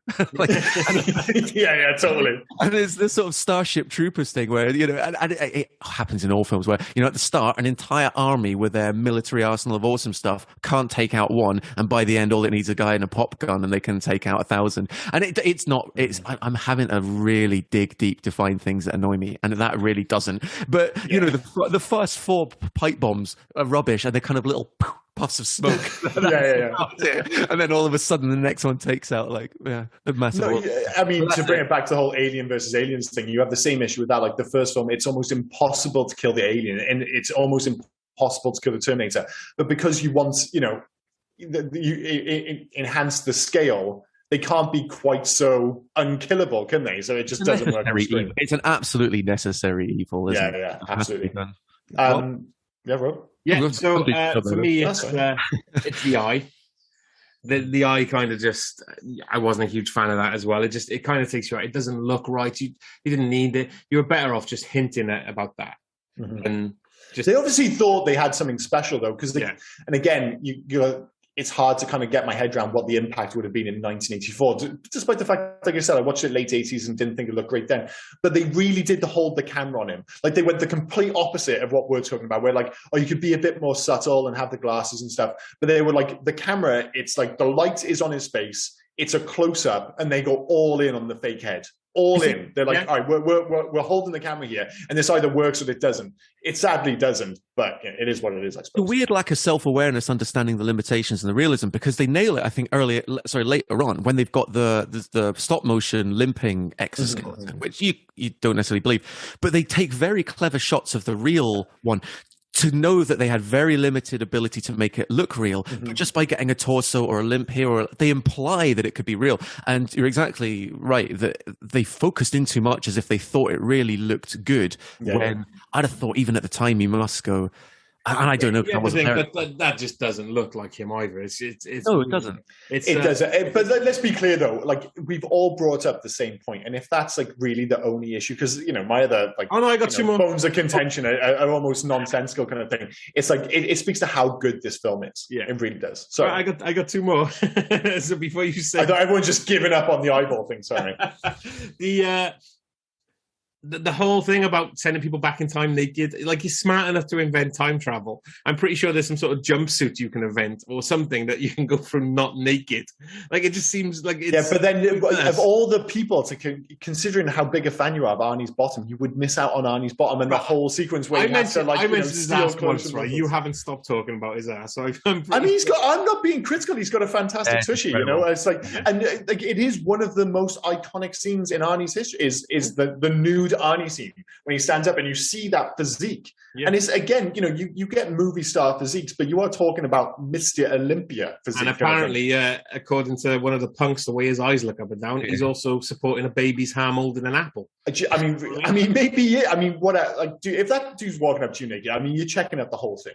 You're checking out the whole. You're like, dude, that guy is a specimen. The thing is, even if it was the other way, if he's walking up to you butt naked and he's got that physique and he's got a little tiny grain of rice, like that would be a surprise too. You're like, oh, I'm not sure what I would expect. But why would they? Like, you'd have to think in it. Why would they give him a dick? Oh yeah, well that would draw your eye as well. You'd look. It's an infiltration unit. Yes. It's a bit of a giveaway again. It's like every time we don't eat dogs, we just pull their pants down. No dick. Come on. He comes out looking like a Ken doll. Yeah. No, I think they've got to give him a dick. I don't know. It seems a bit. So I got very serious in my tone. No. They have to give the Terminator. I mean, if you think about otherwise this film wouldn't make any sense. But Skynet, I suppose it was the most clinical objective. There'd be no sexualization of anything from. I mean, that's literally just a reproductive organ, and you're trying to create a realistic human. That, like, I'd have thought, Skynet. They'd 100% like a waste of the organic matter, doesn't it? Like their living tissue, and say, we'll use a bit more of the living tissue to make a dick. Yeah, well, it depends how big they're going. I mean, that argument stands up if he's rocking an absolute hammer, then it's like, guys, you've gone overboard there kind of thing. Actually, he's just rocking. It would have been a far more interesting sequel if they, instead of finding a Terminator arm, they found like Arnie's cock, modeling everything off the basis of that. It's one like those glass kind of things, just like an exoskeleton. It's constantly erect. We don't know why. It's bizarre. And the last one for me then is taking the time to shop trainers, to shop a top, to shop a coat, but you can't change your piss-stained hobo trousers. Yeah, those hobo pants, they really do look horrendous. You can really smell those pants, can't you? Yeah. Which is not something you ever want to say about pants. I wonder if it was a Nike cash injection, because did you notice that later in the film there's a kind of drop down Kyle Reese under the car shot where you see the trainers again, like a Nike. And I don't know, I never really thought about it at the time because they're amazing trainers, but I do wonder because America in the 1980s and 90s did have product placement. And well, you still have it now. I mean, you get it all like where the camera just holds over a mobile phone for a second, or you get it very clear that they're using a Sony laptop or something like that. So you're drinking totally nothing but Corona in your film, or Yeah. It's like, Bond films, you always have that shot of like the Omega watch or whatever. So I wouldn't be surprised if they sent, if Nike sent them a little bit of cash. And by God, it's worked because those trainers are super iconic. I would absolutely have them right now. Yeah. Brilliant. 100%. Should we move on to facts? Yeah, sure. I haven't got it. I mean, I had the plagiarism thing and I had the OJ thing, which turns out, I guess the interesting fact is the fact that it isn't true. But that's pretty much all I've got. So it's all you, dude. I'll again, hundreds of these, so I'll just take I'll take a step back. But Arnold Schwarzenegger tried to avoid Linda Hamilton and Michael Biehn as much as possible since Terminator was trying to kill them, so he didn't want to form connections. Arnold Schwarzenegger worked with guns every day for a month to prepare for the role. The first 2 weeks of filming, he practiced weapon stripping and reassembly blindfolded until the motions were automatic, like a machine. He spent hours at the shooting range and practicing with different weapons without blinking or looking at them when reloading or cocking. He also had to be ambidextrous. He practiced different moves up to 50 times.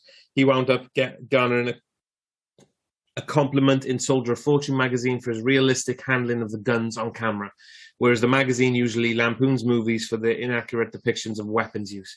So I like how he just decided, he's a robot. They've given him a fake dick. That's fine. But he's going to...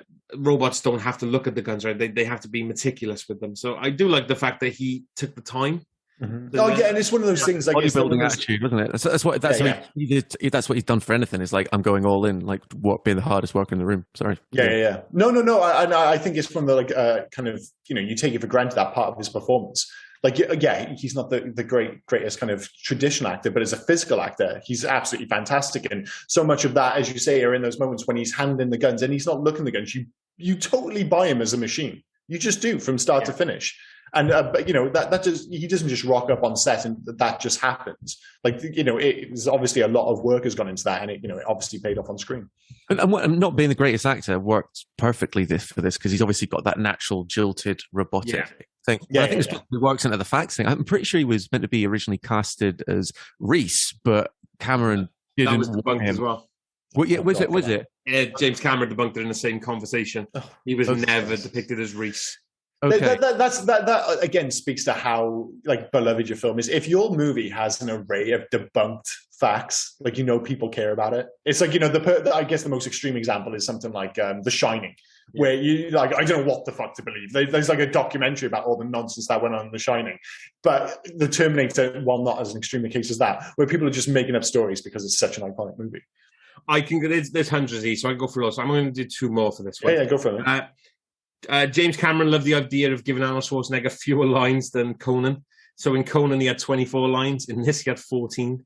Like, just stop Arnie talking. But like Dan said, like that is, again, speaking to his performance or the way it's shot, it's like he feels like he's in every sequence. Yeah, you would never believe he only says 14 lines or he's only on screen for a limited number of minutes because he feels like he's almost there. But that's the great threat about this film. It's like you feel like he's just going to show up at any moment. He's always omnipresent in this film, isn't it? It's always it really is with him. So it's and finally the last one. I thought this was quite funny.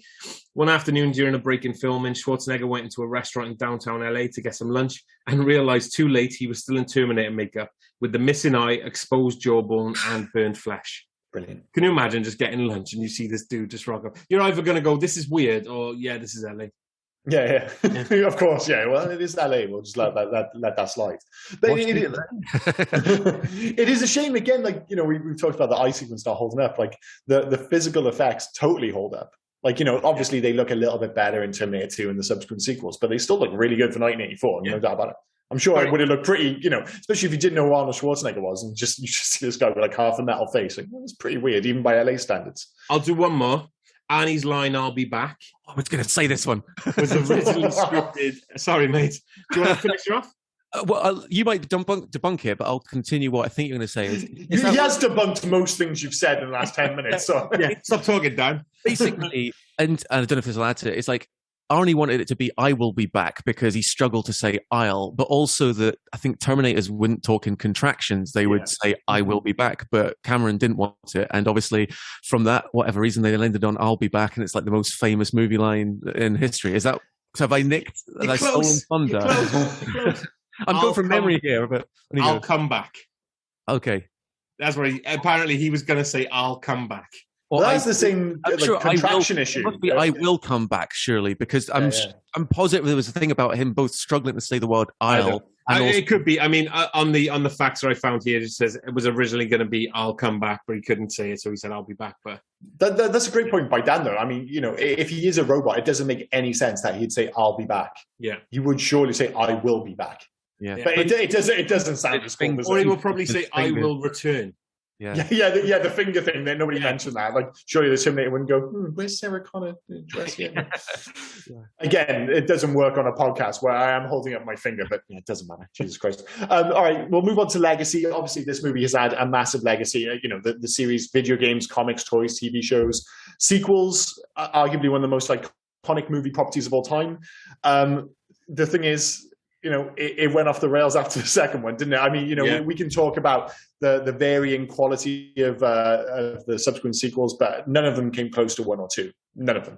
They admit them like Predator. Kind of Predator exists in a vacuum, and then you can maybe have Predator 2, and then all the others. And I think Terminator's exactly the same as 1 and 2, and then sure you can enjoy them if you. But I separate them entirely from. Well, it's again strange. I keep coming back to those comparisons with the Alien series, but it's the same thing. You've got the one in the first film's a different genre, like classic horror. The second films become these, go in a completely different direction, but deliver 2 of arguably the greatest sequel. I would argue Aliens and Terminator 2 are, up there in the top 5 sequels of all time. Yeah.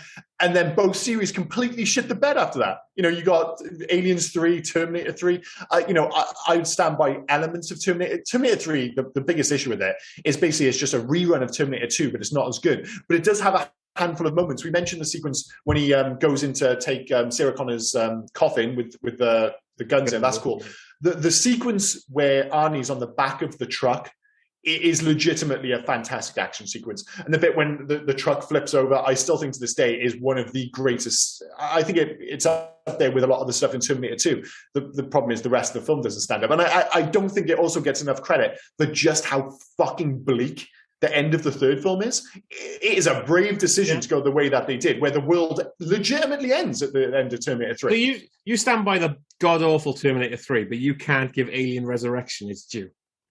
Alien Resurrection is completely okay, but it is the brownest film I've ever seen in my life. It's absurdly brown. And like you said, I'm not saying Terminator 3 is good, but it has good moments. Like the bit when, for some reason, the bit when Arnie like destroys the car, like I love that sequence when he just smashes up a car. I love action sequences when a big guy destroys a car, like Vince Vaughn in what is it, Brawl in Cell Block 99, I think it's called. Yeah, something like that. Yeah. There's a sequence in that where he just beats the shit out of a car, and it is one of my favorite action sequences of all time. It's bizarre, but you will find no defense whatsoever for Terminator Genesis, which I think is very much the Die Hard 5 of the Terminator series. It is like from the title, the casting, everything about the fact that she calls him fucking Big Pop or whatever it is. I hate it from start. That is one of my least favorite, modern day action films. It's awful. Absolutely. It truly is. And it's a shame because, as I said, Salvation, I'd say the first 20, 30 minutes hints towards, that future war movie we wanted before, again, it shits the bed. And the real shame is the fact that Dark Fate actually is pretty decent, but it's 3 films too late. If Dark Fate really should have been should have been Terminator 3, shouldn't it, to be honest? The biggest issue, again, though, is Dark Fate feels a bit like Terminator 2 again, but not as good. Then that's the issue. It's like, can't we just leave it with Terminator 1 and 2? Like, they're perfect films. You did them great. Just leave them alone now. Although I will say that I didn't mind, was it the Sarah Connor Chronicles? That was pretty good. I thought that was good as a TV show. To carry on the mythology of John Connor learning to become John Connor. Yeah, there was a gap in the story there. It totally worked. I really liked what's her name? No, yeah, she's good in it, but no, who played Sarah Connor? Was going to say Linda Hamilton. Cersei Lannister. Oh, the fuck! What's her name? From Hedy. Yeah, thank you very much. Thank you very much, Dan. Yeah, I think she's great. I think it's a really good TV show. It's only 2 series, but I enjoyed what I saw of it. There's supposedly going to be an anime Terminator series. I'm like, all right, sure. I mean, there's certainly, there's narrative to work with here, but what you've got to do is just forget about that initial timeline. It's the same with like Star Wars. It's like you're making this universe so small at this point. You're just basically retreading the same narrative over and over again. You're just retconning over and over and over again. It's like, just leave it be. Just go to the future. That's the only way you can have this narrative now. So if they do anything with the Terminator, and to be honest, I kind of hope they don't, just go to the future and leave it at that. Absolutely. So that's pretty much it for Lego. I mean, obviously, considering Arnie's, back catalogue, it's become his most iconic role. There's no two ways about it. But its legacy is long and illustrious, but a mixed bag to say the least. Soundtrack, we have briefly mentioned the score by Brad Fiedel. I mean, you feel like you're the guy to go to here, Dan. I mean, I've got points about it. Yeah, Brad Fiedel, not to be confused with Brad Friedel. Dude, I almost said Brad Friedel every time. Easy to. Well, I mean, there's not... Rob has no idea what we're talking about. I'm lost. Goalkeeper, Aston Villa, Spurs, Blackburn. Yeah, anyway, but Liverpool. Yeah, Liverpool. My apologies. Right. Just a few points on the soundtrack. I mean, firstly, it's actually quite sparse for most of it. But you've got the absolutely iconic theme tune, which is absolutely brilliant. I'll get into that in a minute. That repeats through like a kind of piano romantic ballad through the love scene, and then it kind of comes back a little bit at the end as well. But really, than that, there's only another sort of really recognizable piece of music during the kind of end chase, which is that very 80s bass do do do do do do do do do with all those which is just sort of fantastically comic. It's the only other point I think where you really notice there's music going on. Mm-hmm. But and you really notice that it's an 80s film. In case you've forgotten, that is aggressively 80s music. Super, yeah. And this, I don't want to be too boring, so I won't drag this out. But the intro, that kind of and before that all kicks in, you've got this kind of drums going, which is in a really weird time signature, as in most people know 4/4, 1 2 3 4 1 2 4. But that time signature is really, really awkward. It's in 13/16 for anyone who cares. But basically, what happened is Brad Fiedel, when he was creating this, as was the time of the 80s, you're kind of you're improvising over drum loops that you've just maybe taken your drum machine and and he accidentally like mispressed a button so that the kind of the loop that he was improvising over went for a sort of a longer or a shorter period of time, a really weird thing. But what that creates is this really good, like mechanical heart, this sort of slightly jarring awkwardness. And it's so subtle, but they corrected it for all of the other films. So like, and I noticed this earlier, Liam, when you kind of were just like, oh, you did a brief bit of the intro and you went, because that's the memory of how it goes. But it's actually a and it's the slight extra beat that gives a jarring effect. And what they did, and this is true for almost all films, is they simplified it and they made it worse in all other of course, and that's what people do. But that kind of awkwardness is something that I don't think anybody would really recognize until you fully focus on it. But it just allows this slightly unnerving, unhinged sort of atmospheric intro with that sparse, like 80s sort of keyboard sound over the top. And it's so perfectly placed as well at the top of the movie, because the whole thing is that you're supposed to feel quite uncomfortable at the start of the film. You're not supposed to necessarily know what's going on at that point. So to have this kind of slightly offbeat, off-kilter start to the soundtrack works absolutely, it's just nailed on. But of course, like you've already mentioned there, the soundtrack becomes iconic. The problem is you get people like me going, dun-dun-dun-dun, you know, how I remember it, and they're like, oh, we'll just go with that version instead. But well, I mean, so that absolutely wasn't a criticism. No, I totally criticize him, Dan. Criticize him. I wasn't like, you have remembered this wrong, because I mean, no, I think that's just the nature of it. Not enough to kind of remember how that. But next time you listen to it, it loops at a really awkward sort of time, but you don't notice it because there's that beautiful melody. And also, films like this aren't known for having almost theme tune style scores. The likes of Star Wars obviously have super famous sort of themes, and Indiana Jones and a lot of the John Williams stuff. But many of the other films of this type of genre and style, they don't have a classic theme tune almost that I can think of. Certainly where you think this is up there in that kind of rare territory where you could just play like the first 4 or 5 bars and people know what it is. But like whether you play the Stilton version or not, it's like people are straight away, that's the Terminator. Yeah, like because you kind of think Alien and Aliens don't have a theme tune. No. But they have that kind of weird, almost piano. I'm not sure if it's piano burner. Like it's a very soft kind of like music which sits in the background, which I think is an iconic theme tune. Like you would. No, I wouldn't. I can't put them in my head. You know that's the difference. Whereas this is like burned in, and I've seen Aliens as well a lot. You know. Yeah. No. The fact that, like you said, where within 3 seconds of the score starting, you know where you are. Like Aliens admittedly doesn't have that. Like it's a very limited number of movie scores where you're just like straight away, like, oh, I know where I am. And not just you know where you are, but it puts you in a certain mindset. It kind of, evokes a certain, like the tone and, style of the movie straight away.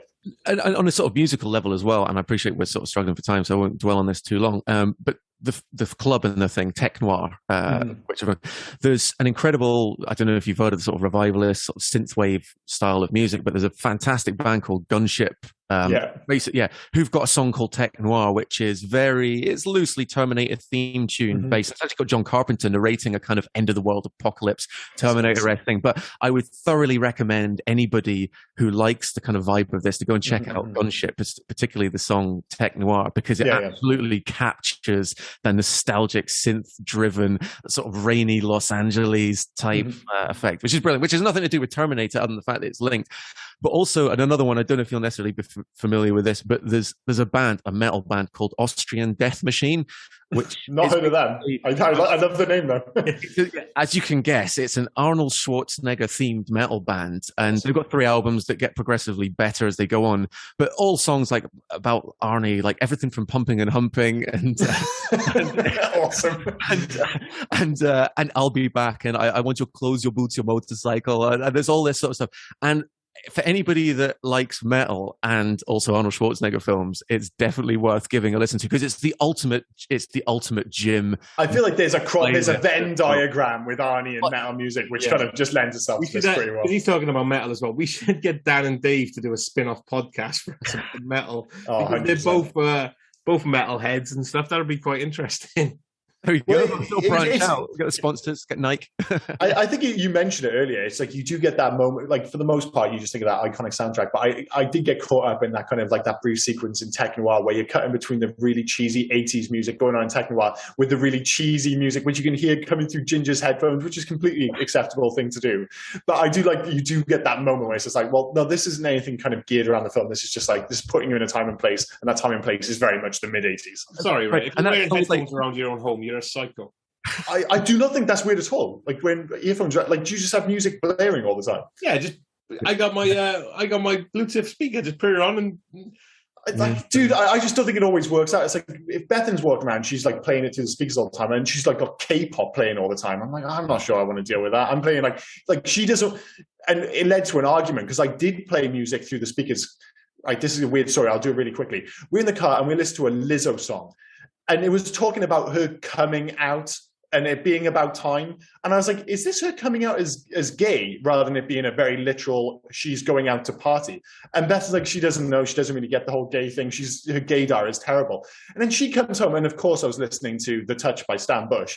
And she was like, wait, is this gay? I'm like, what do you mean? She goes, The Touch. I was like, I was like, if Stan Bush is touching anything, it's titties. Jesus Christ, how dare you, woman? But then, of course, I remembered that sequence from Transformers, the movie, where the song is playing and Bumblebee takes the kid up to like make out points. I was like, oh, that bit was pretty gay. So if anyone was a bit worried about this podcast as well, hour and 40 minutes in, Liam finally mentions his wife. Yeah, there we go. There it is. And her lack of gay. Well, there you go. Then I'm going to have to say Liam's also 14'12" because I got to put the height in as well. Of course. Yeah. Sorry, Dan. You're going to say something. Just because we briefly mentioned Top Gun possibly before the start of the podcast. What did you think Kenny Loggins playing with the boys during the volleyball scene was about? Was that masculine? I mean, again, it's pretty weird, right? There's a video of Quentin Tarantino, isn't there, about how he discusses that the whole thing about Top Gun is about the gay way, and how Kelly McGillis is trying to get him to come back from the gay way, but he finally teams up with like the whole thing about being a wingman and all that. It's about you should watch that video about Quentin Tarantino. Yeah, it's all I love these movies. It seems to be prevalent in the 80s. Like the one film, and I think it'd be really fun to go back to, is Nightmare on Elm Street 2, which is like seen as something as a kind of gay classic now. And if you go, just type in Nightmare on Elm Street 2, I can't remember what the Freddy's Revenge, I think it's called, and gay, and you see some of the sequences, and my God, they are indeed hard to defend as being anything other than aggressively homosexual. That's for another podcast. So video games, that's usually what we end on. There is like the whole legacy thing. There's been tons of video games based on the Terminator franchise, but amazingly, very few actually decent ones. The recent Terminator Resistance was absolutely fine. I always liked RoboCop versus Terminator, and there were a few arcade games. Funny enough, Terminator Salvation had a really good arcade game, but for the most part, that's probably about as good as it's got, which is quite depressing considering it lends itself so well to video games. In terms of what if you're going to do a modern day Terminator video game, the one that jumped out to me was, I'm not sure if you ever played Alien Isolation by Creative Assembly. So basically they took the concept of very much it being an alien film. So you're going around the space station and there's just one alien and basically it stalks you for the entire game. I thought that'd be a great concept for a Terminator, similar to, say, something like Capcom and Resident Evil 3, certainly the remake, with the Nemesis system. You're just going about your business, and every so often, Nemesis is nothing if not basically a biomechanical Terminator. And he just shows up and he's all, like, you can't really kill him. All you can do is slow him down and escape. And I thought, one of those games, whether it be by Creative Assembly or Capcom, and the emphasis isn't just like kind of gearing up and surviving these encounters. Of course, you want to make the rest of the game a bit more interesting. So in the film, they reference there being like two different kinds of Terminator. So if you set it in the future, the standard bad guys could be the hunter-killers, the ones that are easy to spot and much easier to kill. And then, of course, every so often an infiltrator or a TH-100 shows up, and all you can do basically is survive the encounter. So that's what I go for a video game. But I don't really have my video game would definitely, I wouldn't say I know who to do it, but my video game would definitely be Pink Laser's Future War. Yeah, go for that. It'd have to be. If that's like a light gun game then. Sorry? A light gun game would be perfect. It could be, or a VR game or something like that. Yeah, but there'd have to be missions in the Future War. It'd have to be. If that's the of course, don't get me wrong. Pink lasers and my tracks going over skulls and everything like that. It has to be that. Well, we could set this game in the future, like I said, where you're kind of trying to survive for the most part. There's an array of pink lasers. There's many skulls because you're obviously very big on the skulls. But yeah, you have the structure of the hunter killers and the infiltrators. But Dan, I'm not sure if you're much of a video game guy or if you have any ideas. I was in the past. Instantly, it's like, well, actually, related to this, my first taste of the Terminator was actually probably in the early 90s, maybe in the late 80s, seeing a kind of an Amiga or an Atari game of, basically the front cover of the Terminator. Computer game shop. I have no idea if that game was any good or not. But it wasn't great. Right. I don't remember it being good. No, none of the Atari ones were great. But I had the same. I never played it. I've spoke to you on this podcast before about this. When I think back to those Atari covers, and the great thing is, a lot of them, they used to have massive boxes. So you'd see the art, and what they would do, they would just, like you say, they would just take the classic art. So it'd just be the Terminator poster. So it'd immediately catch your eye, and it'd be a Terminator game for the Atari 500 or something like that. And every time I have this memory in my head, I'm always in W.H. Smith's. Always in W.H. Smith's, because they used to sell them upstairs, and I never remember going into a video game store and seeing these boxes. It's just I have this memory of seeing Batman, Terminator, Bill and Ted, all these 80s movies turned into bad video games, all these giant boxes in W.H. Smith's. It's a very unique experience, and I'm not sure if it's all true or whether I've conflated them and created this imaginary world upstairs in W.H. Smith's back in Cardiff. For me, it was Capital. It was the Capital Arcade. You had the Virgin store upstairs. Oh, yeah. Video games that was a good one as well. DVDs and stuff like that, yeah. That was Sorry, Dan. I was going to say, I mean, I honestly haven't actually thought about this before, but just winging it, I'd have possibly thought something like a Kyle Reese first perspective, or third-person Max Payne style game, where you can rely on flashbacks going through 2029 Los Angeles, which would give you the ability to kind of mix up the suspense creeping around, and then kind of going back in time to actually have a shoot 'em up thing, because obviously you need a mixture of action and sneaking. But I imagine, considering that's off the cuff, that's really that solves my problem with the whole idea that you could have your cake and eat it, where you have more of an action game in the future where you've got the weapons to actually fight back into Terminators, and then when you go back in time to the 80s, you're basically just surviving your encounters against the Terminator because you're woefully kind of underprepared, or you just don't have the weaponry to deal with it. And it alleviates the idea of, I guess, you're basically fighting one baddie for the film, which would get a bit boring being chased by, because you want to chase something, you don't want to be chased by something in a video game.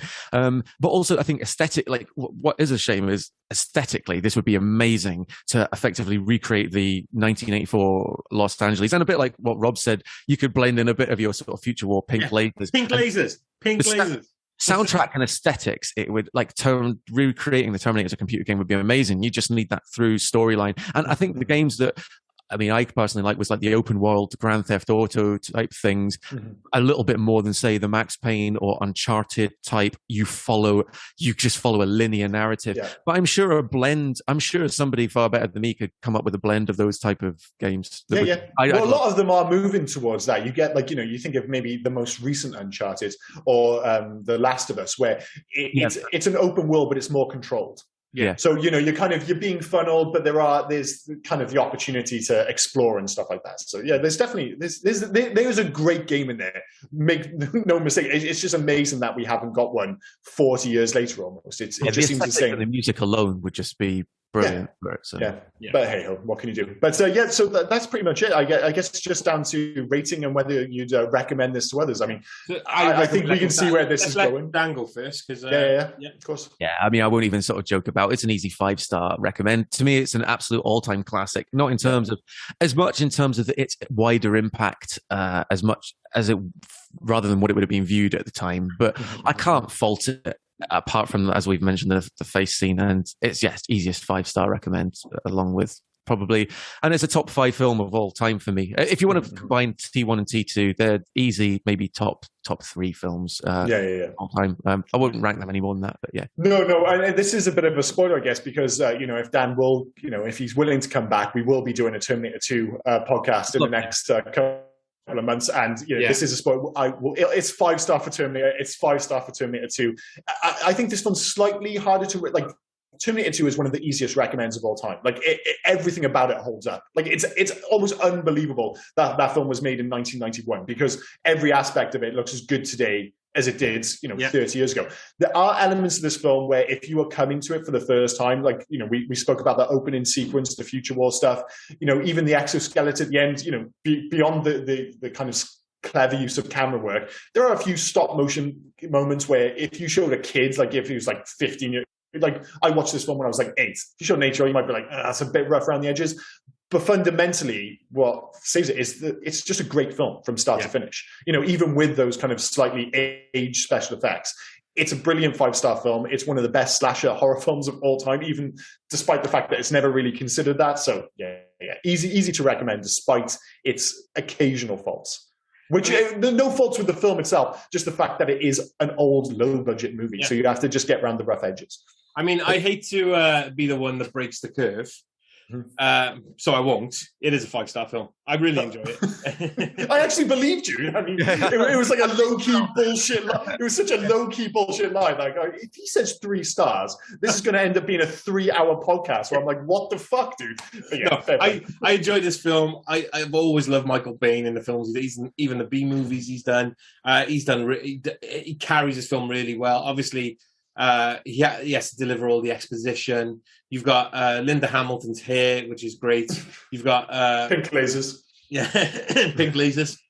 You've got Arnie, who again for 14 lines is such a demanding presence on screen. It's fantastic. And yeah, of course I'd recommend it. But it also goes back to a couple of films we've done in the past. Like, if you haven't seen Terminator, what's wrong with you?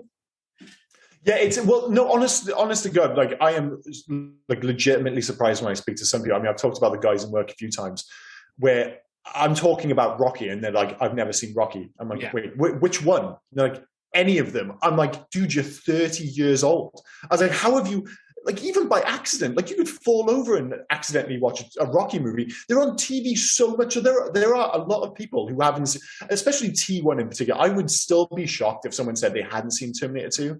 But I bet, like money, there's quite a few people in their 20s, 30s who have never seen Terminator. And for you people, sort your lives out. Go back. And to hang on to that, if you had to recommend one, like, as in you have to have seen this movie before you die, assuming somebody vaguely likes those kind of things, it's like Terminator 2 to me would be the hard to recommend in terms of what it encompasses in a film you must have seen before you die type sort of malarkey. But that's not to say that we wouldn't recommend Terminator T1. No, because they're the perfect, like, two-parter. Again, just bring it back to Aliens. I'm like, I think the easiest sell in 2022 is Aliens, but I'm like, dude, you have to watch both. Like, forget all, you don't have to watch a sequel. You can if you want. That, there's good stuff somewhere in there. But Terminator 1 and 2, you really should be watching both of those films. Like, you can't recommend one without the other. Despite, like, I totally agree with you. If, gun to head, you said you can only recommend one. Bizarrely, in both instances, I'm telling you to watch the sequel. But yeah, you need to be watching both. And beautifully, you get a bit of a retread in terms of the same two guys come back through in time. Lad and I, we've already touched on it, but they're so different that you don't feel like one's just a bit of a rehash or anything. They're such different but amazingly similar, cohesive, great films. That it's almost a miracle that they work both cohesively as two-handers, but equally both films work completely independently. Like Terminator 2, like, obviously it's better if you've seen Terminator 1, but you could totally just watch Terminator 2. You could totally just watch Aliens. They do enough to get you up to speed. It's not like it is a continuation of the story, but it's not like one film ends like, Lord of the Rings and it's part of like, 2 films or like a trilogy where you have to see all films. But of course you're going to benefit from watching both. But yeah, we really have to wrap this up because we were supposed to end 15 minutes ago. I can't stop you two are talking forever. I can't stop you, but I really need to go. Yeah. Okay, so thank you as always for listening. This has been the Terminator Podcast. Dan, thank you so much for joining us. We still need to say what's coming on next week. Yeah, well, I was going to get that at the end. I was just going to thank Dan. But no, thank you, Dan, for joining us. It's been great having a chat about this film. Obviously, we'll get Terminator 2 sorted in the next couple of months. Yeah, I'll be back. Of course you'll be back. Sorry. I will be back. I'll come back, of course. I won't have anywhere to go after that, so we can carry the podcast going a little bit. So very, very quickly, Rob, what are we doing next week? So Mallrats. I'm changing it. Let's leave it there. That is absolutely bonkers to go from Terminator to Mallrats. Yeah. So next week, join us for Kevin Smith's Mallrats. I'm sure it'll make sense when we revisit it next week. But again, thank you so much for listening. I'm Liam. This is Rob. That was Dan, and this has been the Hey You Guys podcast. Cheers, everyone. Catch you. Bye-bye. Cheers, guys. Oh, and before we forget, here is Rob with all the finer details. Got to get through those, dude.